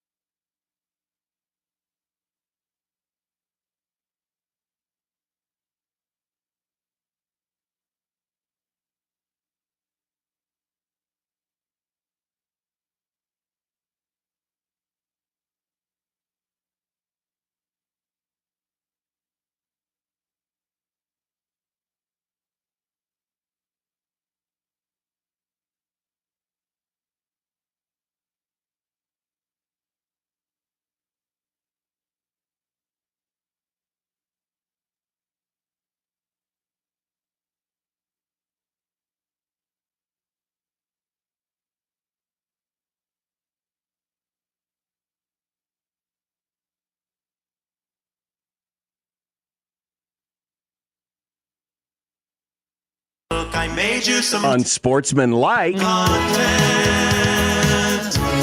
Unsportsmanlike content. Unsportsmanlike content.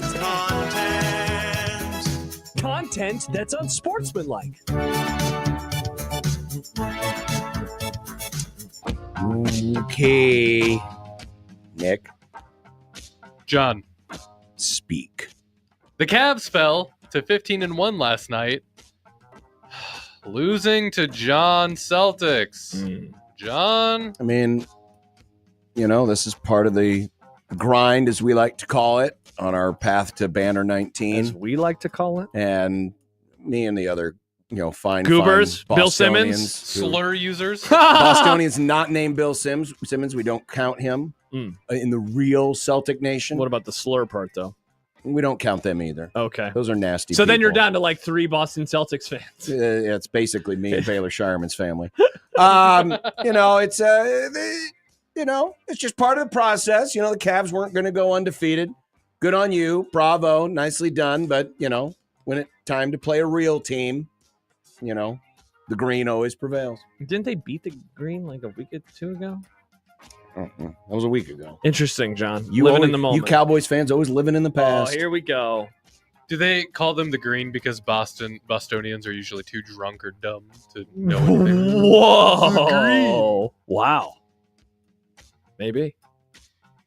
Be a better person. Why do you make fun of my team, my Boston Celtics? You make fun of Nick's team and the Dolphins all the time. My team, the Cowboys, all the time. Yeah, And the my Rockies. team doesn't play guys who are concussion prone and put them in harm's way. What about my team? Tua puts himself in harm's way because he forgot that he can't do that, John. Wow. The Boston And his dad makes him. Oof. It's like Max Verstappen. The Boston Bruins fired coach Jim Montgomery after an 8-9-3 start to the season. Montgomery had a three-year record of 120, 41, and 23 with the Bruins. Holy Frank Solich! Did the Bruins just damn themselves to a 20-year curse without an end? Well, as we just talked about that city, couldn't have come to a better city. This place needs to lose a little bit more. Way too many championships in the city of Boston. I agree. Patriots, Red Sox, Bruins, lose to your heart's content. We only care about one team in the hub, and that's the green. Interesting. It is crazy. I mean, it's a great record. That's like over 70% win percentage or point percentage, as they call it in the NHL. That's incredible. What did I fired him for? Everyone makes the playoffs in the NHL. That's true. The Bees can still get there. They must hate this guy. Maybe if the Bees just walk across the hall to the Celtics locker room, they'll get some of that winning aura about them. People do forget Look it's the same place. Look up in your arena and look for all those green and white banners, all 18 of them. Soon to be 19. Do you think Bostonians call the Bruins the yellow or? No, they call them the Bees. Bees. The Bees. You guys refuse to talk about the finalists for the 2025 Baseball Hall of Fame because Josh is anti all things not football. What? So perhaps you'll discuss this. The 25 modern era candidates for the Pro Football Hall of Fame were announced this morning, and well, look at this. The GOAT, Eli Manning, made the list. Discuss this in all of its football glory. It's so wild. Boy. If John didn't work with me and didn't want to just troll me about Eli, he would never argue for Eli to make the Yes, Hall I of Fame. would. The Hall, it's not Yes, the Hall I of very would. good, and it's not the Hall of you beat the Patriots twice. But because John And works the Cowboys. because John works with me, like this is totally about a No. big market and that his last name is Manning. No. Everybody knows No. this. Eli- Everyone's admitting it. They're like, yeah, he Eli- doesn't belong, Eli but is the GOAT. no, he is literally he not. vanquished the two most evil things on the earth in the same playoffs. That alone gets him in the Hall of Fame. He could have farted the rest of his career and it didn't then matter. his Guess what? toilet He would've actually loved it. did. He did He won fart two the rest of his. Super Bowl MVPs. Nick, did you know that in the playoffs, not those 2 years, he never won a game in the playoffs? He had more interceptions than touchdowns one year. What year is it? 1962? No, it was like a decade ago. He sounds a little Josh Allen-y, No. except he's won more Super Bowls. He's than Josh won. Allen has. He's won infinitely Josh more Super Allen-y. Bowls than Josh Allen. My God. infinite more This is Super what Bowls than happens. Josh This is Allen. what happens when young people don't research their history. They come across like big morons. Eli, God bless you, and I can't wait. You know what? We should do the Grum in Canton. It's me, Eli, we should no. do the show in Canton when Eli goes in. I would rather bash my head against this wall for 4 hours than that. Wasn't that what you do think during you can most make Cowboy it- games anyway? No, now I just sit there in silence. Coach Prime was asked about rumors of him leaving Colorado at the end of the season for more lucrative jobs. Like, I'm happy where I am, man. I'm good. I got a kickstand down. You know what a kickstand is? A lot of people don't in there and done out of age don't know what a kickstand is. That means I'm resting. I'm good. I'm happy. I'm excited. I'm enthusiastic about where I am. I love it here. I truly do. Next question. He's totally super not leaving Boulder, right? Yeah. Because you know the fun thing about a kickstand is, yeah, it allows your bike to stand up so you're not laying it on the ground. It's very easy to then grab your bike, kick the kickstand up, get on the bike, and ride away. It's true. It's not like it's not like dropping anchor. That takes a little more time to pick up. It's not like building a house with a foundation and having to sell it. I really hope he Kickstand's leaves. very temporarily. Salesperson Josh is just, he walks around with this grin on his face. It is nauseating. It really is. Even though Nebraska Oh, look at waxed Prime. that ass They a did. couple of months ago. By the way, one of the best wins in the Big Ten Conference in the non-conference season. Can we give Matt Rule a win over a ranked team? Colorado's ranked. I feel like should be ranked at the end of the season. Ranked at the time. But they're going to go to the playoff. He beat a playoff team. He deserves No, something. they're not, because they're losing to Kansas this week. Rock chalk. Oh, wow. Finally, have you seen this? Have you heard about this? Jaguar is changing its logo. Jaguar? Jaguar. The iconic car brand made this announcement yesterday. What are your thoughts? This blows. Thank you, John. I'm so sick of these companies doing these dumb, goofy, goober changes like this. Yeah, this looks like something Harbaugh would do. Nice. This is the old logo is classic. It Sleek, says elegant. Yeah, this one looks like a kid got a hold of a crayon and wrote Jaguar. Well, here's the other problem. You got lowercase letters Yes, mixed with uppercase letters. Yeah. And you lose the Jaguar. There's no Jaguar. Yeah. It's just the word Jaguar, and it's some goofy font. It doesn't scream sporty like a Jaguar, a Jaguar is. Jaguar. Jaguar. That reminds me of the Mad Men season. That was a good season. Does this mean that the Jaguars of Jacksonville can now redo Use their that helmet? logo? Actually, they should. Great question. Well, they tried to. I know. And then, Go and then Jaguars, go. Jaguar What I'm saying, sued them for they it. should try to do it again. Mm. Bring it back. What are they I going mean, to do? that, Stop them? that word font We'll for probably the sue new them again, Jaguar looks like what the Jacksonville Jaguars should be using, because they deserve that. That is a For as assy as they I've are. noticed a trend lately of graphics not being in graphics anymore, and they're just typing words. It's all just words now. Hey, you're doing good with the stuff on Canva. Don't say that about yourself. I know we gave you a little grief about the Ray Lewis one, but you're doing a good job. Thanks. You're doing a good Yeah, job. we don't create great logos anymore, like the golden arches. We don't, man. You know, Logos It's all suck just now. words. It's all just like the Chevy typeface. bow tie. Yeah. You The know, Chevy there's bow tie's iconic. they're like symbols. I like the symbols. You don't just hey, we're IBM. Oh, dumb debates. What was the last iconic symbol? Oh, save that for next week. Well, John will be gone What next is- week. Save that for 2 weeks. The old Apple logo. That was a good logo. This? No, the old one. Oh, that one's not bad. Isn't it the same? Even though it's a cult and I can't stand them, that's a good logo. It's a good logo, That's yeah. a good logo. Mhm. It's not just the word Apple in alternating lowercase uppercase font. Though probably coming soon to a computer near you. Oh, probably. Yeah.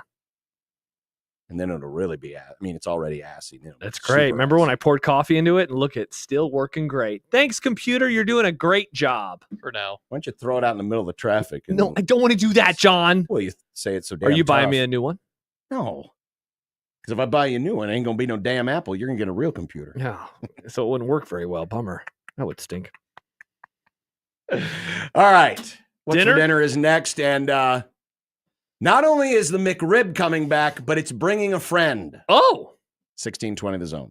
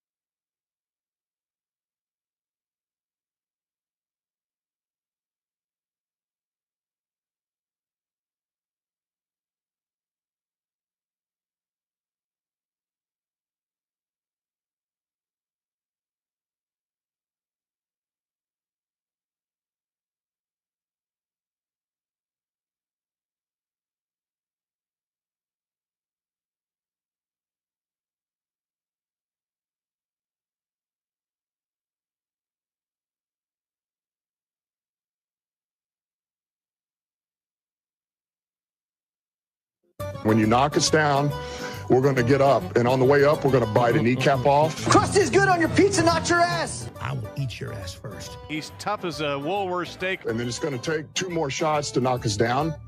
All right. And on the way up, we're going to take your other kneecap. I'm ready to hang them up, gut them, and skin them, and chop them up. You know what? I'm ready. My daughters aren't starving to death. I'll eat my neighbors. And we're going to get up, and then it's going to take 3 shots to get us down. And when we do, we're going to take another hunk out of you. Cliff, what are you going to take away as your best memory from playing basketball at Boston College? Probably just, like, going out to eat. We had trench food last night, tacos. Yeah, trench food, baby. By the way, someone else suggested that baked potatoes are another trench food. I had a baked potato. Are trench food. I had a baked potato for lunch. Classic me. God. Speaking of classic me. I love this new genre of food we've discovered. Trench food. Trench food. Trench food. Coming soon to, what did you call it, Ferdinand's? Ferdinand's. Josh's new trench theme. There's Fernando's. World War I themed restaurant. And now there's Ferdinand's. Oh, and then you can say, take me out. There we go. Nice. Take me out, Ferdinand.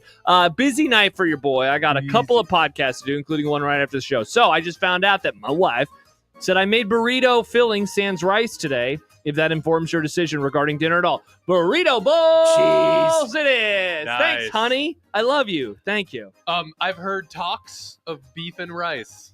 Wow, look at Or us, Nick. beef and broccoli with rice. The Rice Boys. Beef and broccoli with By the way, rice. John, I can confirm the Popeyes is on the menu for January the 15th. You better call them now. I'm looking forward to Why it. the 15th? Because I am getting something done that day, Nick, and I'll be in pain, and so I want my Popeyes. Yeah, you'll be in pain, all right. You'll be waiting in damn line at Popeyes going, I ordered this 2 I'll months be at ago. home. She's and they're gonna- like, Durr, She's gonna pick shut it up. up. She's gonna pick it up for me, I believe, will be the case. So I'll be at home. Well, today McDonald's announced that the McRib is coming back. It's its usual return. What is that attitude? I You eat Taco Bell. No, I had the McRib for the first time last year, and it wasn't good. Wow. But for a limited time, they will also be selling a half-gallon jug of their whole lot of McRib sauce. So Nebraska's best barbecue sauce is back, folks, and they're selling it in half-gallon jugs. In a jug. Good. You want some of my jug, Nick? Want some jug sauce? There you go. See you tomorrow. Bye. Goodbye.